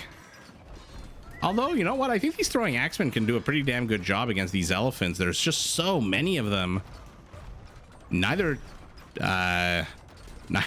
Civ here having very great siege also, which is funny. So we're going to get to see a lot of human battles and basically weaker onagers, which... Oh, the paladins get rerouted. They were going after that Treb, but the onager got it. The Arambai get closed in on the halberdiers, the throwing axemen, the pikemen. Our Frank is overwhelming this position here to the east. And Nili's army is absolutely melted, even though he's got 60 army supply. Look at HazZy, 124 army count. Not surprising when you can train this bad boy for 25 gold. I mean, turn around, snipe one of these elephants. That being said, he is very clumped, this HazZy. This is a death sentence against the Arambai. Every time they attack on a 15, even if the dart misses, it does full damage. In Age of Empires, it's the only unit who does full damage when it misses. Everyone else does half the damage. And look at how quick these elephants are melting. That being said, Nili does have the high ground. He is at 200 population. His opponent also approaching 200 population as these paladins finally discovered. Has Nili saved the villager? No, he has not. But he does get discovered out west. Iran by doing what they can to add a bit of damage here. But paladins streaming in from the right side, fresh off of what? Where do they come from? Okay, doesn't really matter where they come from. They're closing in on these Arambai. But there's a castle, there's monks, there's halbs, there's onagers. Bombard cannon takes with the high ground, needs 2 balls to die. Castle furiously attacking these throwing axemen. Every volley of arrows kills another axeman, and all the trebs are gone. And the sky is gray, and the castle still stands here for our Burmese, who continues to pump out more and more elephants. Let's see how these throwing axemen do. Okay, now he staggers his units. Oh, but that's what I'm talking about. Melee units, they just clump even when they're ranged melee, like the throwing axemen. Does he have any relevant bonuses, by the way? No. Building. Okay. I mean, elephants are about as thick as a building. They should probably come with a bonus against them. 1 random elephant moves forward. 9 armor is still not enough to protect them against the castle. Our Burmese is back. He's cleared up the few paladins here. How much stone is here? I'm catching a pile from somewhere else. 2,000 stone. Okay. Another castle. Nili wants absolute dominion over the northern part of the map, so he gets all of this gold. How much is here? 3,500. So not a lot of gold. It also looks like there's starting bases. Sorry for that misclick. I know it's annoying when it jars to the left and right. Looks like there's starting bases also. No, never mind. These piles have a lot of gold in them. In any event, Nili takes the high mountain pass here. None shall pass, says our Burmese Gandalf. How much food is in here? 275. More than double. More than double. And Nili is just taking high ground after high ground here. Both players engaging into this killing field between 2 elevations. Oh, that was disgusting. You don't need siege onagers when you've got 3 regular onagers who absolutely, 4 obliterate those Arambai. 11 kills, it seems a little low. Ooh, another cool feature of the Burmese is all of their infantry comes with a progressive attack bonus all the way up to +3 in Imperial, which is why these champions attack on a +7 as well as the halberdiers +7. So they are not a bad infantry unit at all of a sudden, these halberdiers. Nili's castle putting in the work. How many kills? Only 4? No way. That's not right. Something's off with these numbers. Those onagers got more than 11 kills. That castle definitely has more than 4 kills. And now he's moving out to the west as well. So we are going to pivot our mind's eye. But the throwing axemen are here. They're going to decimate these trebs. They're going after the Arambai first. And all of a sudden, Nili's infrastructure here is in trouble as the battle to the east cools down. Perhaps temporarily. Monk gets splattered like a pancake, as does the bombard cannon. How many kills for these throwing axemen, by the way? 34 for 21. It's okay. Oh, the Burmese elephants just raiding here. So far, we've seen Kamay elephants with their extra attack and movement speed. Now we're seeing these Burmese elephants a little tiny bit slower, but a lot tankier with extra armor. With that howda doing. Okay, this is just going to take about 1,000,000 years for these Arambai to get these trebs.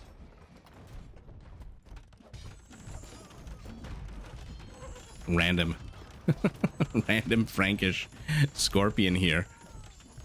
Not too sure what that's for and why he only has 1 of them. Tinkle tinkle go the pikemen, but it's really these throwing axemen that are going to be putting in the work. Will he lose the treb? He does, but only 1, and doesn't look like Nili's repairing. Oh, he's repairing it, but is it too late? It is too late. The castle goes down, so half of his defense is all of a sudden gone in the blink of an eye. Does our Burmese care? No, he does not. He's already plopping down a second, but this is a good get, actually. Usually I like to jokingly or lightly make fun of players. I shouldn't say make fun. I find it amusing that they target things like mining camps and lumber camps and stuff like that. This is actually a good move, because if there was any unit mining here, they would have to go, where's the nearest town center? They'd have to go all the way here to drop off that gold. But our Burmese has re-established himself. He's got 800 stone, enough for one more castle. Our Frank has enough for 2.5 more castles. Just spent a bunch of it. Where? Right here. Okay. Remember, those castles are... Actually, no, I was using the normal castle price. Never mind. The Franks, with their 25% cheaper castles, can build a lot more than 2 with 16 or whatever, how many hundreds of gold he had. Throwing Axemen are going to be in a bit of trouble here. These champions with their 20 attack are going to go through them like a... Actually, never mind. The reinforcements arrive, backstab the champions, and what a killing field here of small bipedal units. The left, throwing Axemen trying to hold the line. He's 3 trebs, but no support. Never mind, he's training paladins in one stable. 5 paladins in one stable, 2 stables not training anything. Okay. Players disengaged to the right here. What's this green thing here? Ooh, HazZy with a bit of a run by, let's say, potential. Saving those stables for later, most likely. And Nili finds himself yet again down in supply. He's got 2/3 the army of his opponent, but he's ahead with 2 villagers. And Frankish elephants sacrificing themselves. Get the monk. Okay, I mean, it was a free unit. Not a bad get there to get a 100 gold unit with a free unit.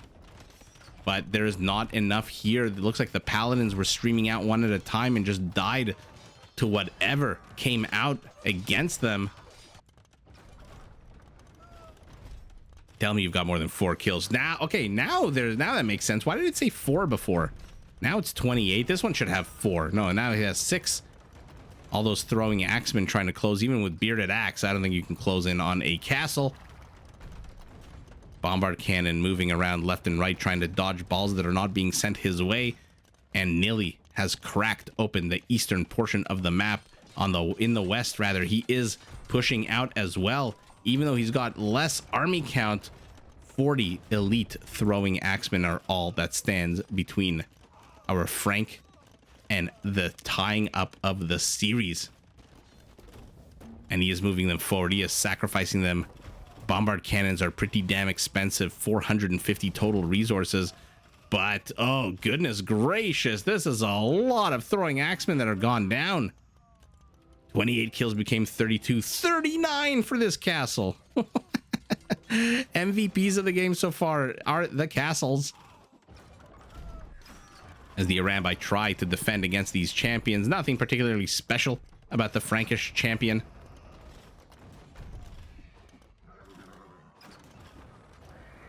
Franks, despite being a one of the OG cavalry civilizations, their infantry line is actually pristine, much like the Britons,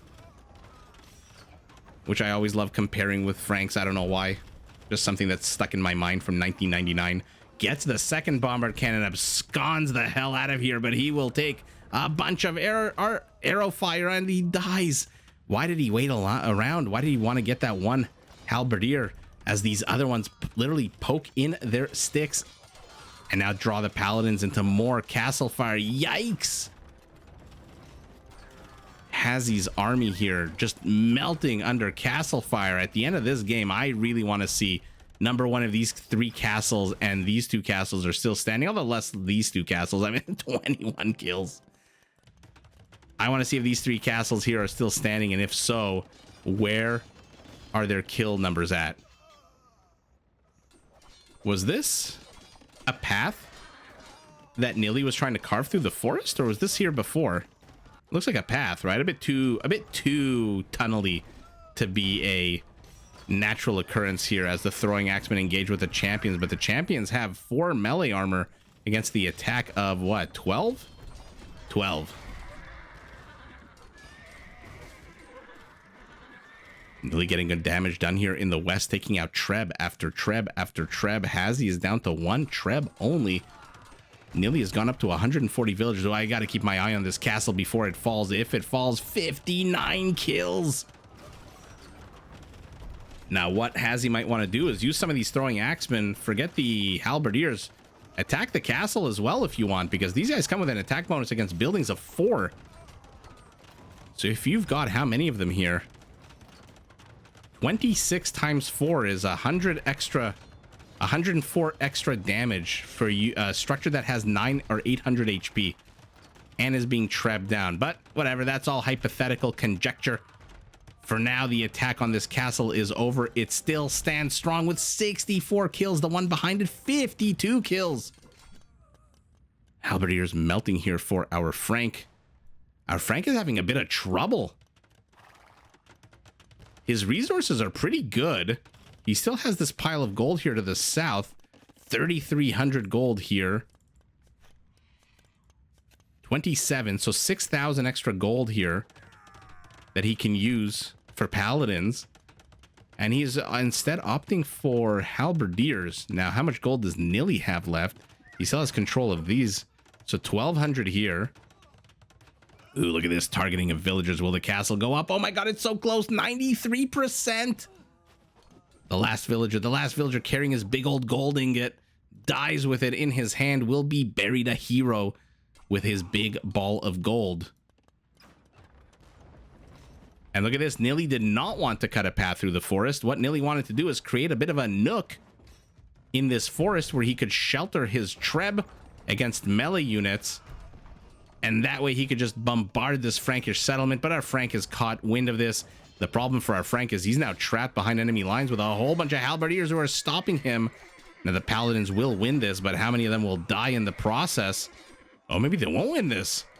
How did that happen? I thought these paladins would for sure win that battle. There was an equal number of paladins and halberdiers. Oh, you know what?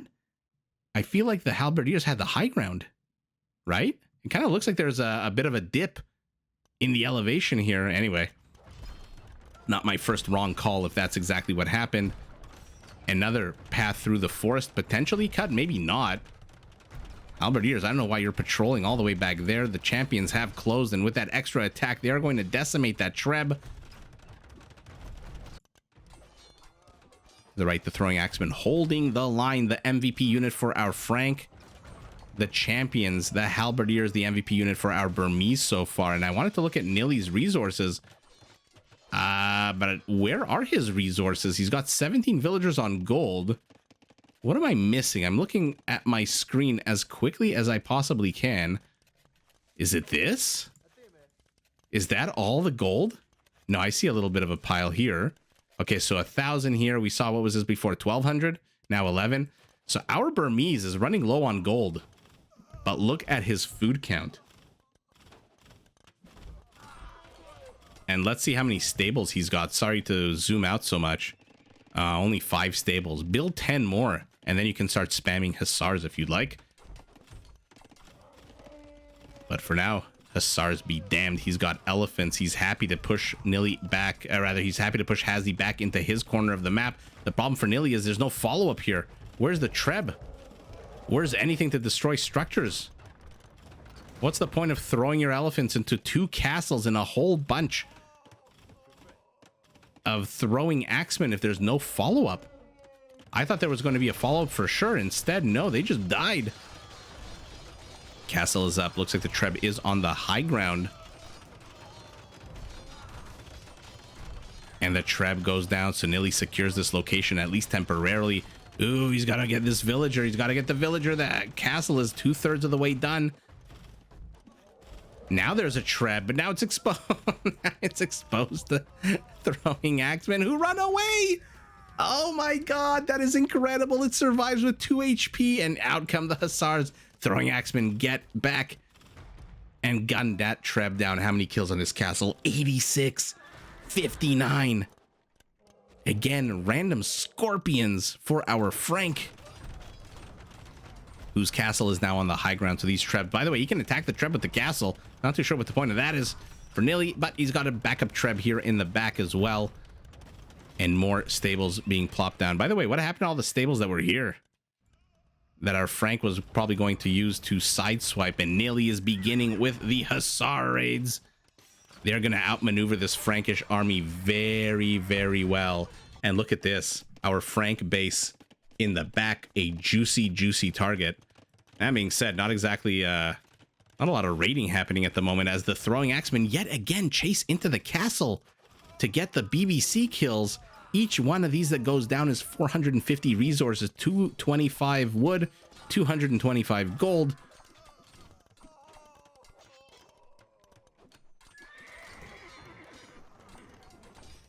More infantry for both players. So you have two civilizations that in my introduction I very much describe as cavalry civilizations because of course. And instead what we're seeing is very little cavalry and instead infantry. One halberdier for the Franks, that's nothing special. That has the backup though of the throwing axeman, who is a pretty badass unit. And the other one whose infantry comes with a +3 attack. Doesn't matter if it's a champion or a halberdier. We saw halberdiers attacking on a 13 is actually more than the Frankish throwing axeman. So if Nili wanted to, he could just overwhelm with halberdiers at this point. But he's taking a bit of a breather. Maybe we should too. Maybe we should zoom out and see what the bases look like. There's a lot of lumberjacks to the north portion of this center forest. Not a lot of lumberjacks for green. Where are they? 36 lumberjacks only. Not exactly a lumber heavy army, but he does need farms. He's got 67 villagers on food. Both of them actually have 67 villagers exactly on food. And oh yeah, let's see this castle. Oh my god, 115 kills. Has there ever been an Age of Empires game where a castle has 4-digit kills? Why does it look like they're derping out there for a second? Sorry, the game seems like it froze for a second. Or moved a little slowly. Has there ever been a game in Age of Empires that had 1,000, or where a castle had 1,000+ kills? That game, if there is, that game must have been probably like 5 or 6 hours long. More infantry tinkle into it. I love that Nili is mixing in champions with these halberdiers, but he keeps running into a forest of throwing axemen who just keep attacking and getting a good amount of kills. Both players not really able to really push. I mean, how long have we been watching this area of this part of the map? We're already 46 minutes into the game. This part of the map has just been a bloodbath. I mean, at this point, there's more blood than snow. That being said, the exact same thing is happening here. It looks like our Frankish castle did go down. There's a backup castle, but if that goes down, there's a backup castle to the backup castle. But if that goes down, there's a backup castle to the backup castle to the backup castle of the forward castle. And that will be my last attempt at humor this night, this morning, this afternoon, wherever the hell you are. I'm just kidding. I don't care how lame my jokes are. I would absolutely love to see more Arambai out of our Burmese, but he doesn't have a single one. What he does have is a whole bunch of dead hussars who are dying to these throwing axemen who close yet again on the BBC. Now they're hunting trebs. I really do wonder if these throwing axemen sacrifices are worth it. Actually, you know what? That's 400 resources. That's 450. But how many throwing axemen? 10? I think that's basically an equal resource trade. 10 throwing axemen is 80 resources times 10 is 800 to the 850 that he destroyed. Now, a lot of that 800 for the Frank is food instead of gold, so I guess that kind of factors in. Throwing axemen closing in on nothing in particular, but there's a BBC here. Funny that he's not chasing this one. Okay, yes, he is with a few of these forward ones. And it falls. HazZy keeping a very close eye on this. Keeping an incredibly close eye, making sure he snipes any unit that can take down his castles, even though he's got enough stone now for 2 more castles. Look at Nili's stone, almost 2,000, as he tries to build a bit of an infrastructure block. Oh, and another exposed Trebs. Both of these players just absolutely getting Trebs wrecked. Okay, did manage to kill that without taking any critical damage. This castle 122 kills, this castle 79. This is like me and my brother. My brother, who's 3 years older than me in high school, always smarter, always got better grades, always did better than me at everything. I think I told this story during a live stream where my in Canada you have to learn French up until I forget what grade 10 or 11 or 12. it's mandatory. And I just, for me, it didn't click. I just couldn't understand. I studied Spanish in university, so I speak a little bit of Spanish, and I learned it so much quicker. It made sense to me, whereas French just never really made sense. I couldn't understand it. It was hard for me, and so my grades were never great. And one day, my French teacher took me aside and said, "You know what? Your brother was much better at French than you." And I was like, what the, who says that to a high school student? How shitty is your life that you have to make a 16-year-old feel bad about themselves? But that's exactly what's happening here. You got the big brother castle with 134 kills, the little brother castle, the Isaac Cast of Empires castle here, with I guess 2/3 of those kills. Anyway, all of that, I guess this stream of consciousness thought basically the trauma I suffered at the hands of Mademoiselle. Treb survives. Of course it does. 2 halberdiers are not going to do anything to that Treb. Axemen are now sacrificing themselves for nothing. Okay, never mind. Another Treb pops out. I would love to know how many Trebs have gone down in this game for both players. Oh, the light cap from the Franks. Oh, they don't manage to get it. The body block of the halberdiers. The villagers running after it to try to repair it ASAP. Good body block there out of Nili to save those bombard cannons. I think there's 2 of them here, right? To the back. Yeah, 2, and a 3rd one just joined the fray as well. And Nili himself doesn't manage to get rid of this Treb. Okay. Does manage to get lose a castle, though. So he has been cracked open here to the front, but he's also got a backup and a backup to the backup. So both players firmly entrenched. My goodness, we're almost an hour into this game. The scores are almost identical. They are actually less than 1% difference in score. This is, look at the scores bouncing back and forth. They're 100 points apart in a 32,800 point game. That is definitely a third of 1% difference in score. Resources, look at our Burmese though, 34,000 more resources. But we are an hour into the game, to get back to my original point, and I have no clue who's winning this. Both of them have massive economies. Both of them have very small armies. I mean, 15 halberdiers, 8 light cavalry are not a great army. As HazZy's forward position now starts to get bombarded down with bombard cannons, they're gonna crack a big gap in it. And Nili has this nook here that he could put his bombard cannons into, to be honest. Another castle. Holy moly, is he gonna just do a massive tech switch to a Rambai? No, he is not, because he's got 130 gold, which is basically enough gold to train 2 Arambais. What's the plural of a Rambai? Is it a Rambais? Or is it a Rambai? Is it like the word fish? Anyway.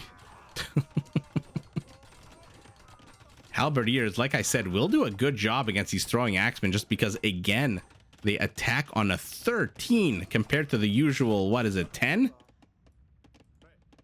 Yeah. Frank is starting to mix in light cav, but he's not really doing much raiding with them. And when you're butting heads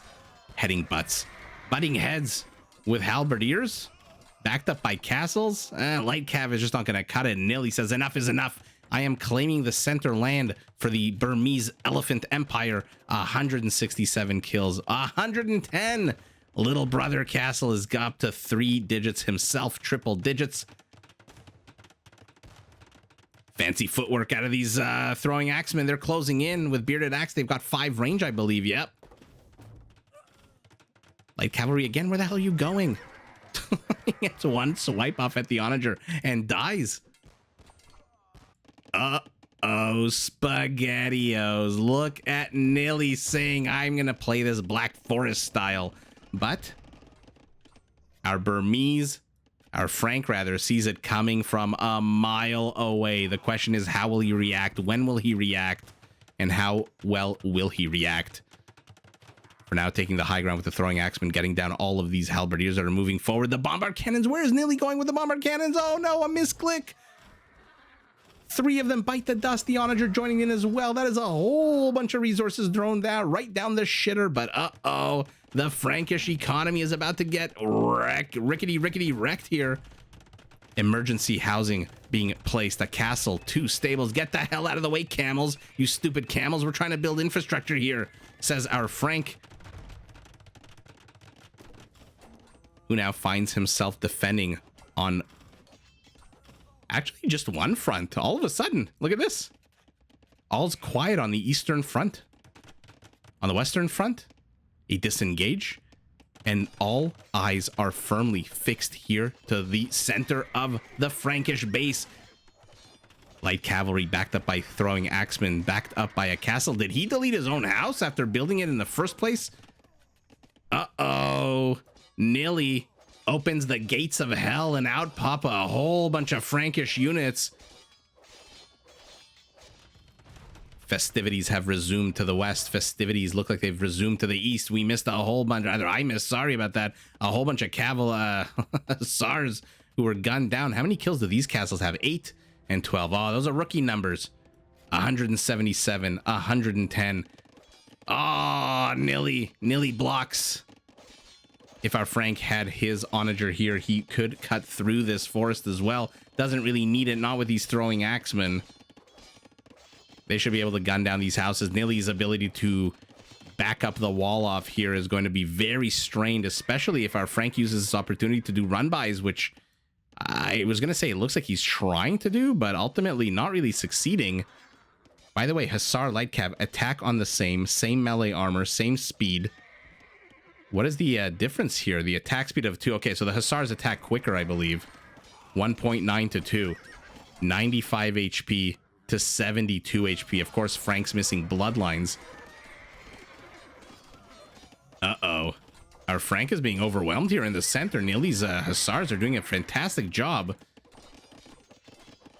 Bring more units, and he's busted through. Did you bring any villagers?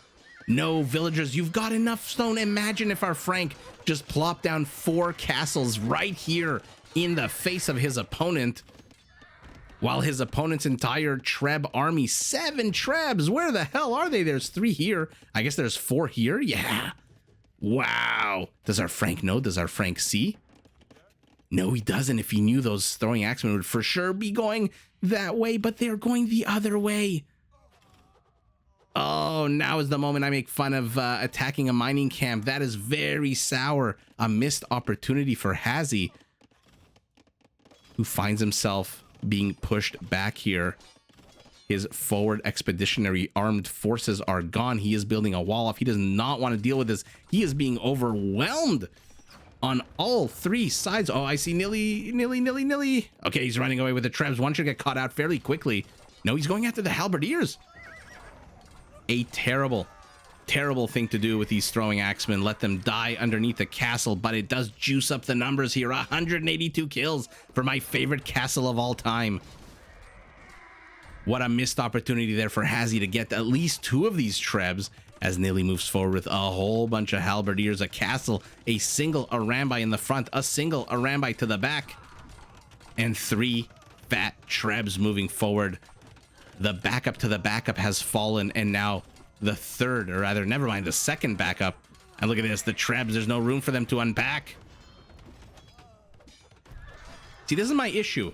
This one says packed, and the other one said packed as well. So what the actual F? I mean, it looks packed now, right? I'm just gonna say packed like this and unpacked the other way. Ooh, HazZy, fantastic job stopping the castle at 66%. Are there any villagers here? Yes, there's 3. So he can send them forward, but he's got to, he might be able to trap those throwing axemen on the other side of the map. Look at their scores, by the way, interchanging endlessly, still within 100 points of each other. This game number 4, Nili is giving it his all. HazZy is giving it his all. They are both just blasting into each other. Look at all the dead throwing axemen lined up in a nice little row like buntings. But the Burmese castle is going to go up. Nili has enough stone for 1 more castle. Our Frank, for some reason, has enough stone for almost 5 castles. Finds himself blocked out of here, but now he's raiding. Now he's raiding here. But our Burmese is moving forward. How much army supply, by the way, is on this one screen? 28 and 7 makes 35. Uh-oh, never mind. 29 and 23 makes 52 army supply. This is the big majority of our Burmese army, hoping that his castle can help with the defenses here. He loses his trebs. Finally, these throwing axemen managed to get it, but 204 kills. I mean, this one castle, one defensive structure has 10%, more than 10% of the entire kills of his team. Of his civ, of his player, whatever you want to call it. Oh, this is not going to end well for our Burmese. He is engaging into choke points with these hussars. And the castle is just having its way with him. How many kills for you now? 33. Endlessly producing throwing axemen. Defensive positioning for these throwing axemen, these halberdiers. They need to get this castle down. You can't let your opponent encroach on you tile by tile by tile, especially not when your opponent has shown himself to be a little tricky here with these little cut maneuvers. I'm surprised Nili stopped. Why stop now? Cut this way and overwhelm your opponent from multiple angles. Or maybe cut this way and overwhelm from multiple angles. For now, both players microing about a billion things at once. I'm very curious to see what the PKPMs are in this game. We're an hour and 15 minutes into the game, and the players still have the exact same score. I mean, what the hell is going on? Tooth and nail they are fighting. Or is it tooth and claw? What's the expression? I think tooth and nail. But this is what I was expecting out of our Burmese. Endless waves of hussars. He's got 23. He's getting 35 more. They deke around the throwing axemen, who are not hugging the trebs very closely. And the trebs fall. The villagers are enough to repair it with that crazy high ground that it's on. Looks like an incursion here attempted. An incursion denied. 2 onagers trying to figure out what the hell to do. It looks like they tried to carve up. Oh, you know what this is? It looks like they were attacking villagers. Not really trying to carve up an opening here. And oh my god, he did what I thought he was going to do. Oh, that's good to call things right once in a while, you know? Now he opens up an attack path. So now Nili is starting with the mind games. Am I going to attack through here? Am I going to attack through here? Am I going to attack through here? Or maybe, just maybe, through the west. For now, he's attacking in all 3 locations. It looks like the Frank doesn't manage to clear up the onagers to the east, but just in time for a whole bunch of hussars to show up in the center. And unlike last time, this time, there are no greeting committees here at all. A few halberdiers. These villagers need to get the hell into the town centers immediately. Immediately. Throwing axemen trying to take out these halberdiers finally do, despite taking a bit of damage themselves. 207 kills, so not a lot increased since last time we checked on that castle. But it is training a treb. This castle is still up. Bombard cannons are going to start shelling away at the infrastructure. And it looks like HazZy's given up this position. He is supply capped, nearly down 15 supply. But looks like HazZy is giving up the west. No, never mind. It's a bit of a tactical retreat, it looks like. Oh my god, he opened up another route. Nili is just everywhere all at once. Holy moly, our Burmese, and he's raiding to the back as well. All of a sudden, our Frank is down to 108 villagers. That being said, Nili's down to 129. I think just by virtue of how many villagers he brought forward here to defend and attack and rebuild and build and repair. And they just keep getting sniped. Throwing axeman will get another BBC, but does take a few of the throwing axemen with him down to hell.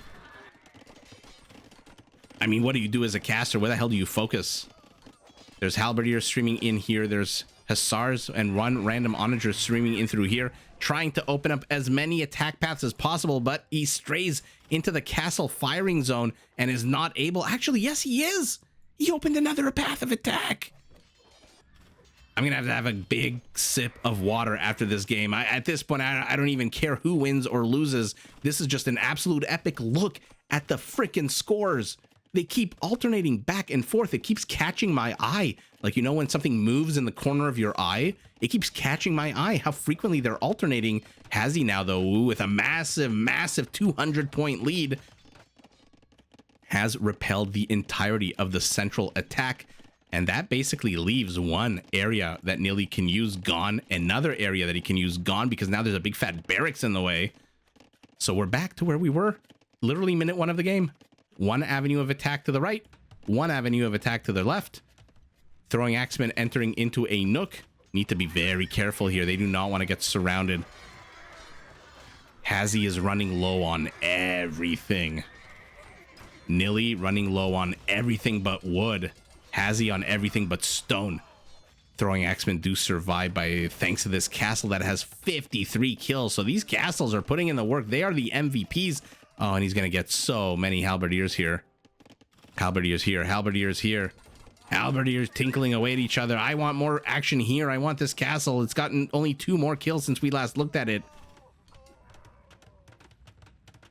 I mean, look at these numbers. 90 villagers on food for our Franks, 70 villagers on food for our Burmese.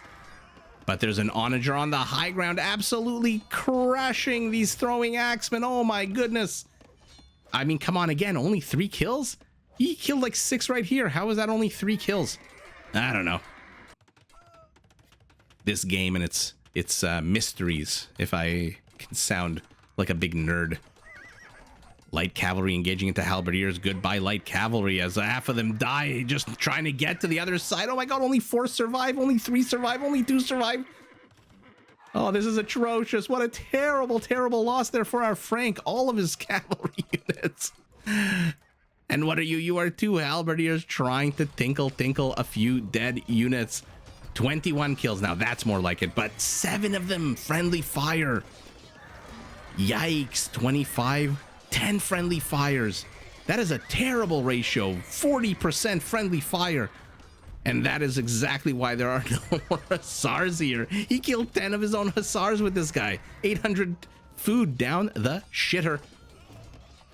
Villagers getting sniped from both players. Man, the stats on this game are going to be epic. We're an hour 26 minutes in. Fantastic moves out of both players.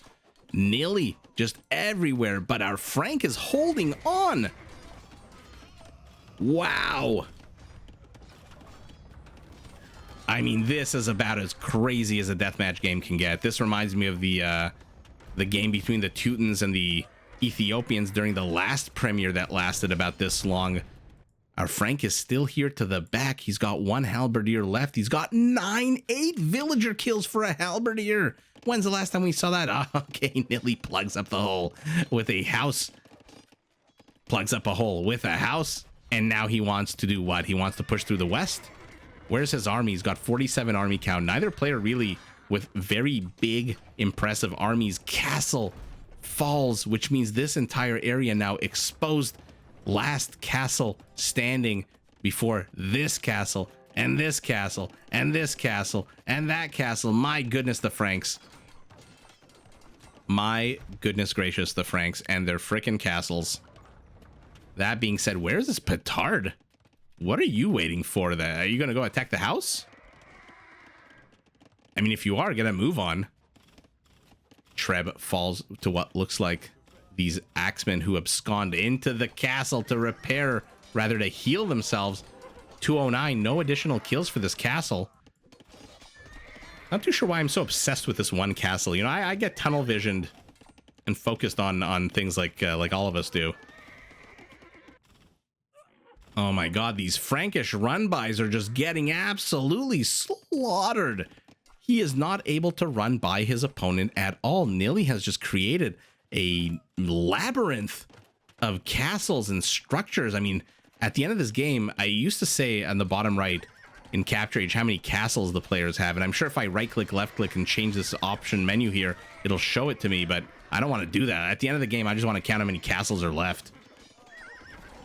Our Frank, yet again, unable to penetrate beyond the very front lines of this Burmese base, as our Burmese now chases him back. And now this is a problem because you've got this cheap trash unit that attacks on a 13. And all of a sudden, there's a whole bunch of them on the front lines of your base. Is there anything big behind this? Any Treb? Yeah, there's a Treb here. Looks like it's busy demolishing infrastructure.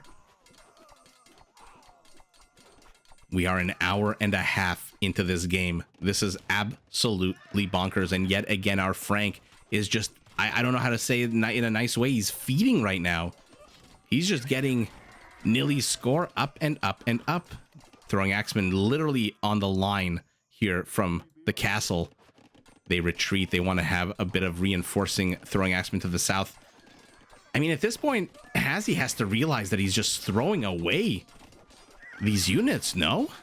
I mean, what the hell is this? What the hell is that?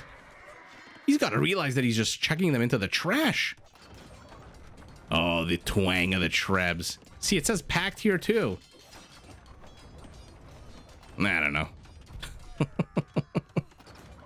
I'm just so happy that we're an hour and 33 minutes into this game and the scores are still 5% different.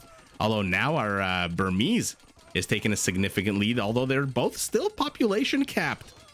One has a bit more army, one has a bit more civilian population. Green is wasting a lot of resources, though. He's trying to... Oh my god, he's adding villagers? Where are those villagers going? He's trying to rear end that bombard cannon. Does manage to get him. By the way, look at how much deforestation has happened here. Oh, perfect placement for our Frank in this tiny little choke point, but don't stray too far because the Burmese onager is here to make your life a living hell. Oh, the Hussars surround. 74 army supply to 35. Our Frank is in a bit of trouble. He's got the food for light cav. He's got the food and wood for halberdiers. But those are...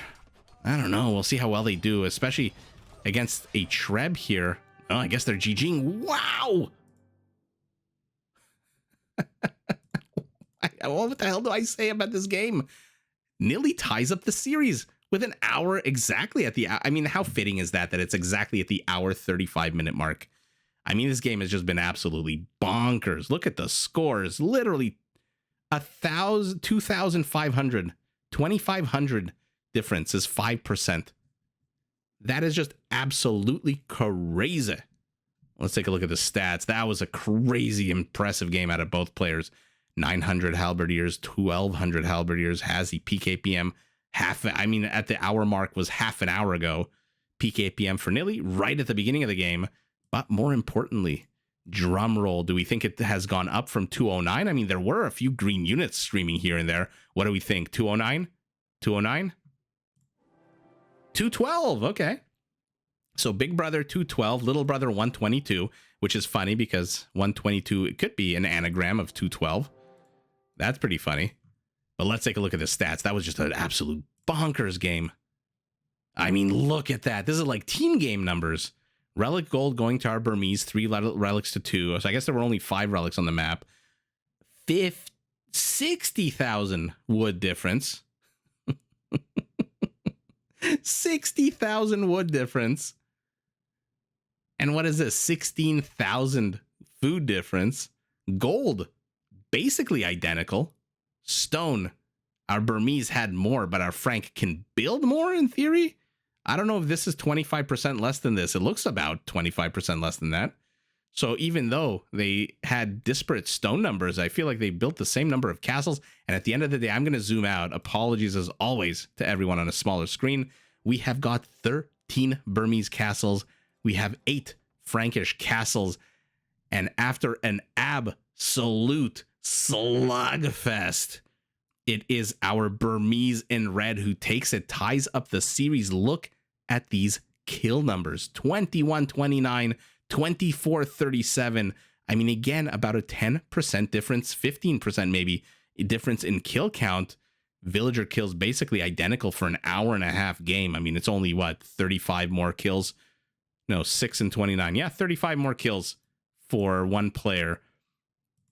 But ultimately, Nili bashes his way in here, taking this location, but more importantly, I mean, I don't know how effective this was because ultimately the game looks like it really ended over here, but more importantly ended over here, which has nothing to do with this. So I don't know how effective this was, these corridors that he carved out, but damn was it fun to watch. And by the way, where the hell is our Frank Jack and Lumber here? How many lumberjacks did he have towards the end? 48. Where the hell are they? Can someone tell me where these lumberjacks are? I mean, there's a few of them here. There's a few of them here. That's 22. Okay, there's a bunch of the back. Oh, where's your where's your lumber camp? Oh my god, they're long distance lumberjacking. Oh man. Nili though, look at this. Deep forested. Yikes. I've used this joke before, but I'm gonna say it again. Don't tell Greta Thunberg about this game, because Nili is going to get in a lot of trouble. I don't see him planting any carbon offsets to get, replenish these forests. But ultimately, holy shit, was that a crazy game. But our Burmese, with the more powerful trash units, the hussars to the hussars to the light cav, the halberdiers with +3 free attack to the halberdiers without that attack. And as much as we saw the throwing axemen hold the line, they still do cost a little bit of gold, which means that he can't really build them ad infinitum like you can build trash units. And with those trash units and with the backup trebs slowly getting castle after castle after castle, busts his way in and nearly ties up the series. I mean, if game number 5 lasts this long, I might just lose my voice, but I'm going to pour myself a glass of water and I'm going to meet you back here literally right now for game number 5, the deciding match of this set. See you in a second. Well, it's been a long, long road, especially with the game we just saw. Brutal competition between these two players. Nili this time in game number 5 spawning as the Portuguese in red, his opponent HazZy in green again as the Hindustanis. HazZy, the Hindustanis in green. Oh man, we have seen this civ underperform over and over and over again, which is very strange to me because again, on paper it is a fantastic civilization. He manages to snipe the light cavalry before it could get any damage done, while his hussar, also not really getting any damage done, gets poked to death as well. Well, there you go. No villager kills at the moment. Both players losing their starting hussars. Both players going for the water. Let's take a look at the map of where we are right now. Ooh, there's a lot of berries in the middle. My favorite, lemon bushes. 242 a patch. And what are these, acacia? Yeah, acacia trees. A whole bunch of lions in the middle as well here. Our Hindustani moving forward with camels. We've seen this opening before. We've seen it do nothing, especially against halberdiers, even though these are imperial camel riders. The halberdiers and their bonus against camels, 26, is enough to absolutely wreck the forward position. But unlike other games, HazZy this time going with the Chattagny hand cannoneers. Now against halberdiers, these could be potentially dangerous as hell because they have 9 range compared to the usual 7, and the halberdiers move only 1 tile a second, which means 9 seconds is how long these hand cannoneers have to fire, and I believe they fire pretty slowly at 3.5. So just about 3 shots before the halberdiers can close the distance, if they even allow them to close the distance. Our Hindustani really wants to end this ASAP. He is taking control of Center Island here. He wants all of this food. He wants the Lion King safari rides. He wants, how much gold is there? Not that much, 2,400 gold. The camels are closing in. At this point, they're basically a meat shield for these hand cannoneers. I love that we're seeing 96 hand cannoneers. But if you're gonna go gunpowder, beware the Portuguese with access to every single gunpowder unit in the game. Non-unique, I should specify. They do fire more accurately. They do fire faster projectiles, and these organ guns do fire in a spread that comes... Oh my god, excuse me. I'm so sorry. I tried to, I did not mean to cough into the microphone. But let's see it. The Battle of Gunpowder here. We've got cannon galleons, organ guns fighting hand cannoneers. The hand cannoneers are on the high ground. What blew up there? That was weird. I don't think there was a green ship there. A very interesting map because you can't really go through the center to attack into your opponent. You have to go the long route all the way around. Very tropical, beautiful colored waters. These turquoise waters remind me very much of the Caribbean. And look at our Hindustani, just wants control of his half of the map, and he wants that control now Where are the villagers to build this castle? He plopped down the foundation, and since then has not really done much with it. Army counts basically identical. Villager counts a little down is our Hindustani, but he is gathering, marshaling his forces. Remember, his villagers are a little bit cheaper than the Portuguese villagers now. That good old Hindustani, what do you want to call it? Discount? Bonus? I love the addition of the chemtrails in Age of Empires with the latest patch. It's so much fun to watch. But yeah, our Hindustani surprised these down villagers. They are 20% cheaper at the moment, focusing instead primarily on his military. What the hell just sank there? How many ships just sank there? How many caravels? Ooh, they're picking off. The caravel is basically a scorpion on the water. It basically shoots a bolt that goes through multiple units. He's not noticing this demo ship. The demo ship doesn't notice him either. Oh, by the way, I was just going to point it out right before they all died. The crow's nest on these caravels. Look at that. I never noticed that before. Do all the ships have the crow's nest? That's pretty damn cool. That is pretty damn cool. Kudos to the developers of the game. I always like to shout them out. They just made such a beautiful game. For nerds like me, history buffs, who enjoy moving little men on the maps. This is a absolute beautiful game. If this is your first time watching Age of Empires 2, do yourself a favor. Go on Steam, get the definitive edition. Play some campaigns, have some fun. Ooh, demo ship enters not one, not two, but 3 castle radiuses. Or radii, I should say. Gulam tries to take on the armada, but fails miserably. This castle, will it go up, or will the caravels realize that there's a villager here that they can snipe? Hand cannoneers against a whole bunch of organ guns. Oh man, both players just losing a whole shit taki mushroom ton of their gunpowder units, and in come these gulams. But I mean, they're a meat shield for these onagers, but I mean, the hand cannoneers should have been here too, no? Onagers getting a good amount of damage done, but it looks like the organ guns, it looks like this is an elevation here, are on the high ground, which means they take a little bit longer to die. Caravels now brought a few friends with big old cannons mounted on the front of them, and they're going to take down these castles. Has this one gone up? No, I guess he noticed the villager. Oh man, demo ships, castle fire, anything and everything to get rid of these caravels as they sink more and more of them into the waters.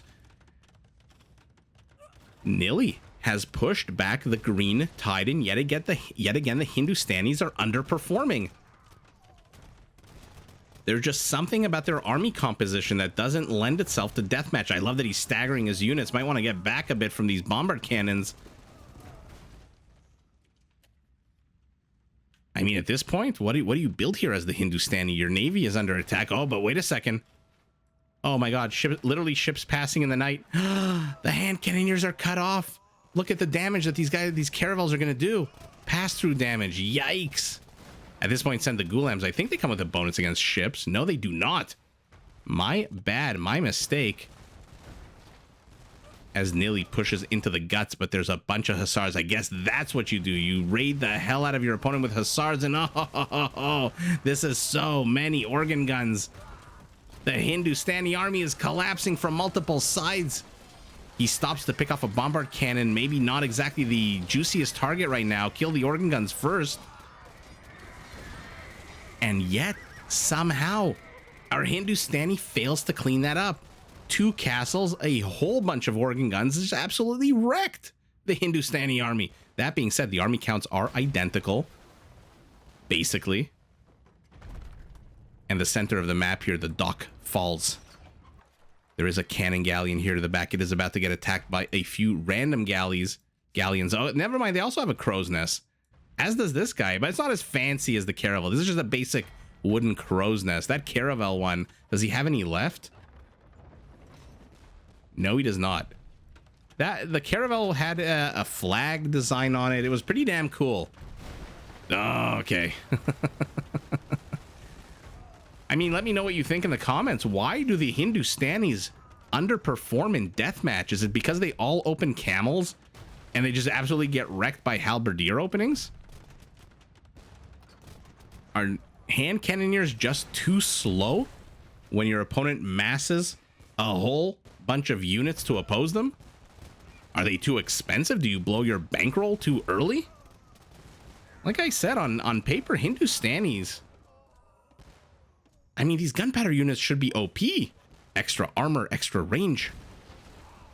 Oh, but this is a critical mass of organ guns.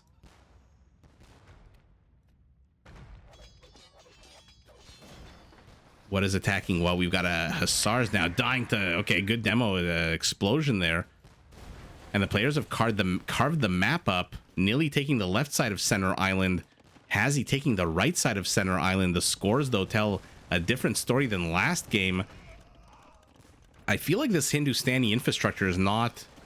It's not great. That being said, the Portuguese one isn't great either. He is relying heavily on his unique unit, so he just needs castles. Yeah, you see, look at this crow's nest. It's got a little flag. It's got a little bunting or what's the word I'm looking for? Oh, that was disgusting. A demo ship blew up, or maybe the organ guns. I didn't catch it fanboying out on a stupid crow's nest. Silly caster, but a whole bunch of hand cannoneers die, and now HazZy is in serious trouble. His forward position is being pushed into. He's got half the army count of his opponent, but he's got the civilian lead. He's got 5 more villagers.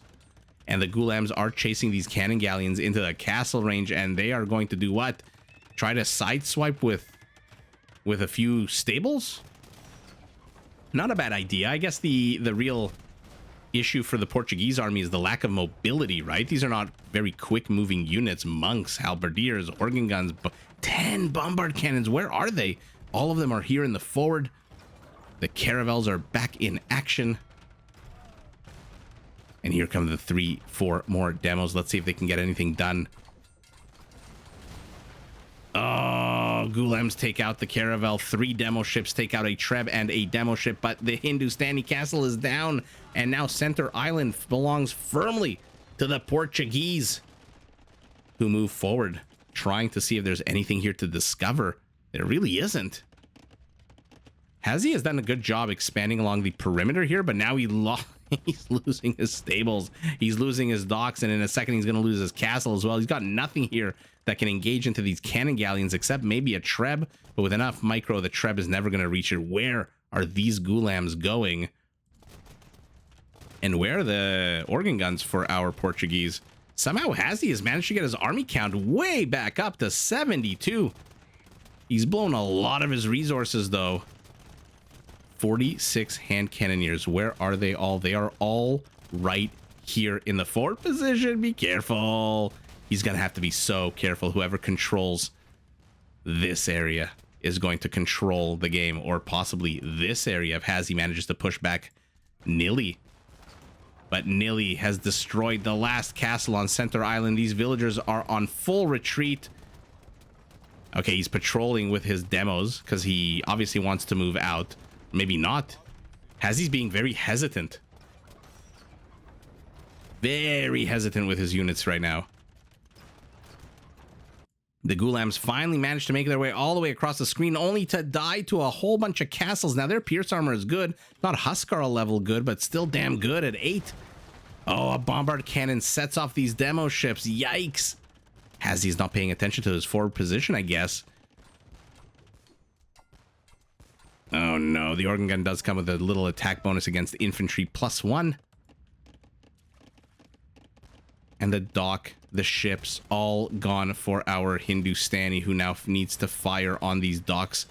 Doesn't know what's going to pop out of them. For now, a mixture of caravels and demo ships, but does he even need them? He's got so many units here. What the hell do you do against 10 bombard cannons, a whole bunch of halberdiers, so you can't really spam hussars? Well, the bombard cannons are getting a whole bunch of these hand cannoneers. They are clumping pretty damn bad. He's deleting his own houses. He wants to get the hell out of here. HazZy is in full retreat in the center position to the left. Again, a Gulam streaming down the side. Gulam streaming down this side as well. galleons taking each other on here in the right side of the water map. But 46 hand cannoneers still are 42. 37 now after a few balls hit them in the face. But uh-oh, the Portuguese have made landfall and now control the entire waterway here. He's got docks on his opponent's island. Does Nili, who is at 200 population to the 180 of his opponent, and he is pushing in. Where are the Gulams? Why are they just hanging out here? Why is there 14 army supply here? Use the Gulams to kill the Halbs, then run in with Hussars. You still have a good number of stables. You still have no food whatsoever. Our Hindustani has no food, no gold.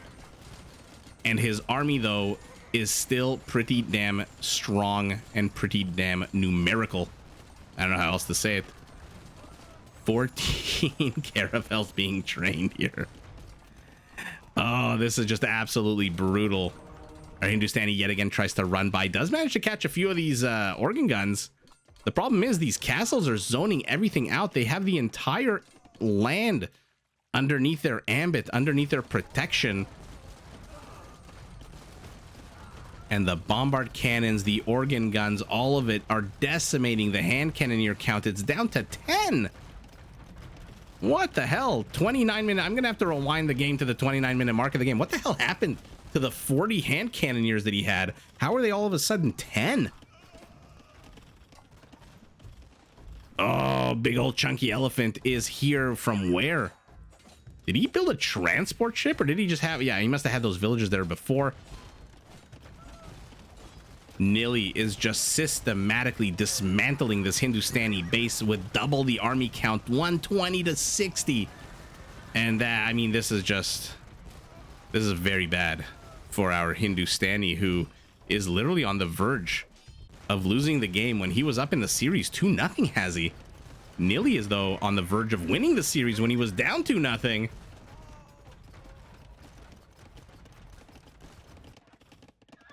Oh no, he keeps streaming in unit after unit. He doesn't have the food. He can't afford to spend 80 food on these Hussars just to throw them away. And the chemtrails just exploding all over the place.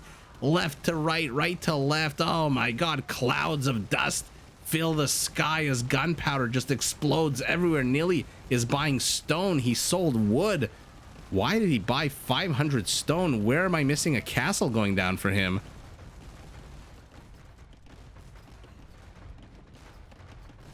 And what the hell do you do here as the Hindustani? I've asked it before. I'm asking it again.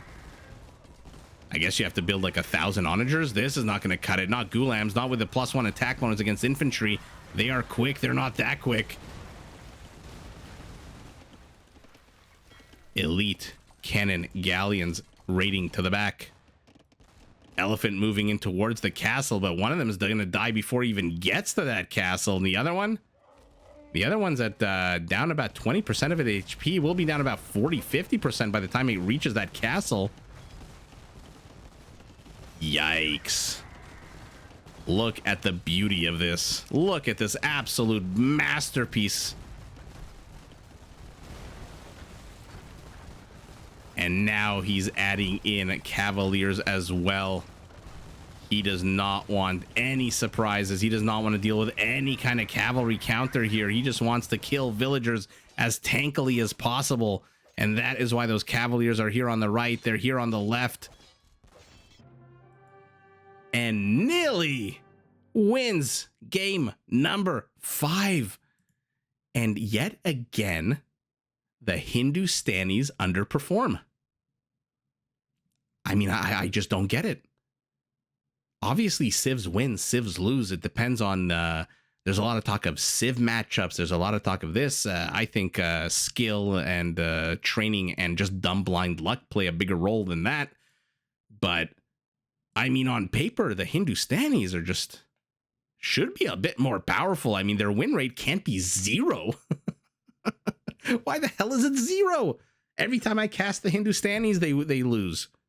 Wow. Actually, I think I did cast one game where they won, so I don't want to be too exaggerating, but Nili comes back from a 2-0 deficit, takes HazZy down in a bonkers best-of-5 series that went the full distance. I mean, this is beautiful to see. 194 organ guns, 241 gulams. The economies must be, yeah, very similar. 4 relics, 6 relics. Actually, max relic, current relics 4 to 2. So he took, no, 4, 4, 6, 2. I don't want to spend time on these relics. It didn't really make a difference that much. 1,700 gold. Let's take a look at the, oh my God, food for our Portuguese. He did not focus on food at all. Didn't need it. More than double the wood. A little bit less stone. A little bit less gold, but a lot less. So he had a bunch more wood, but a lot less food, did Nili. And that's why the economies are so similar. 769 kills for our Portuguese, only 400. Our Hindustani just couldn't close the distance. He kept sending groups of units. What's the point of sending 15 gulams, 10 gulams into this? You know they're going to die. They're never going to... 15 gulams are not going to take out 15 organ guns when there's 59 organ guns here. Especially not with these bombard cannons. I think there's used to be 10. Now there's 7. Oh, yeah, and I want to look at the 29-minute mark of the game. Let's see how that looked. What the hell happened to those hand cannoneers? So now we're down to 18. So it happened before this, I guess.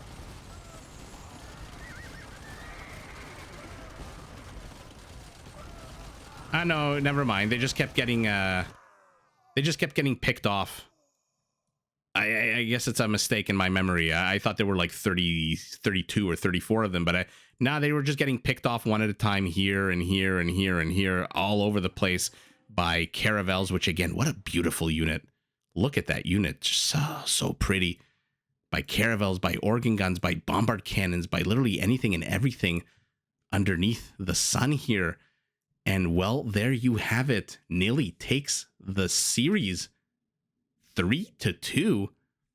And if you liked what you saw, then tune in and stay, hit that like button, subscribe to the channel, enable notifications, or definitely at least keep an eye out on your YouTube page, because there's going to be a lot more of these. We're in the round of 16, and there are going to be a lot more fun games. And as the games become harder and harder for the players to win, and as the players get stronger and stronger, and the pool gets smaller and smaller, you best believe that the games are going to be pretty long and pretty badass. I'm talking about probably 4, 5, 6,000 kill games like we saw in game number 4, an hour and a half game with almost 5,000 kills, or 4,500 kills, as if it makes a difference. 45 to 5,000 kills.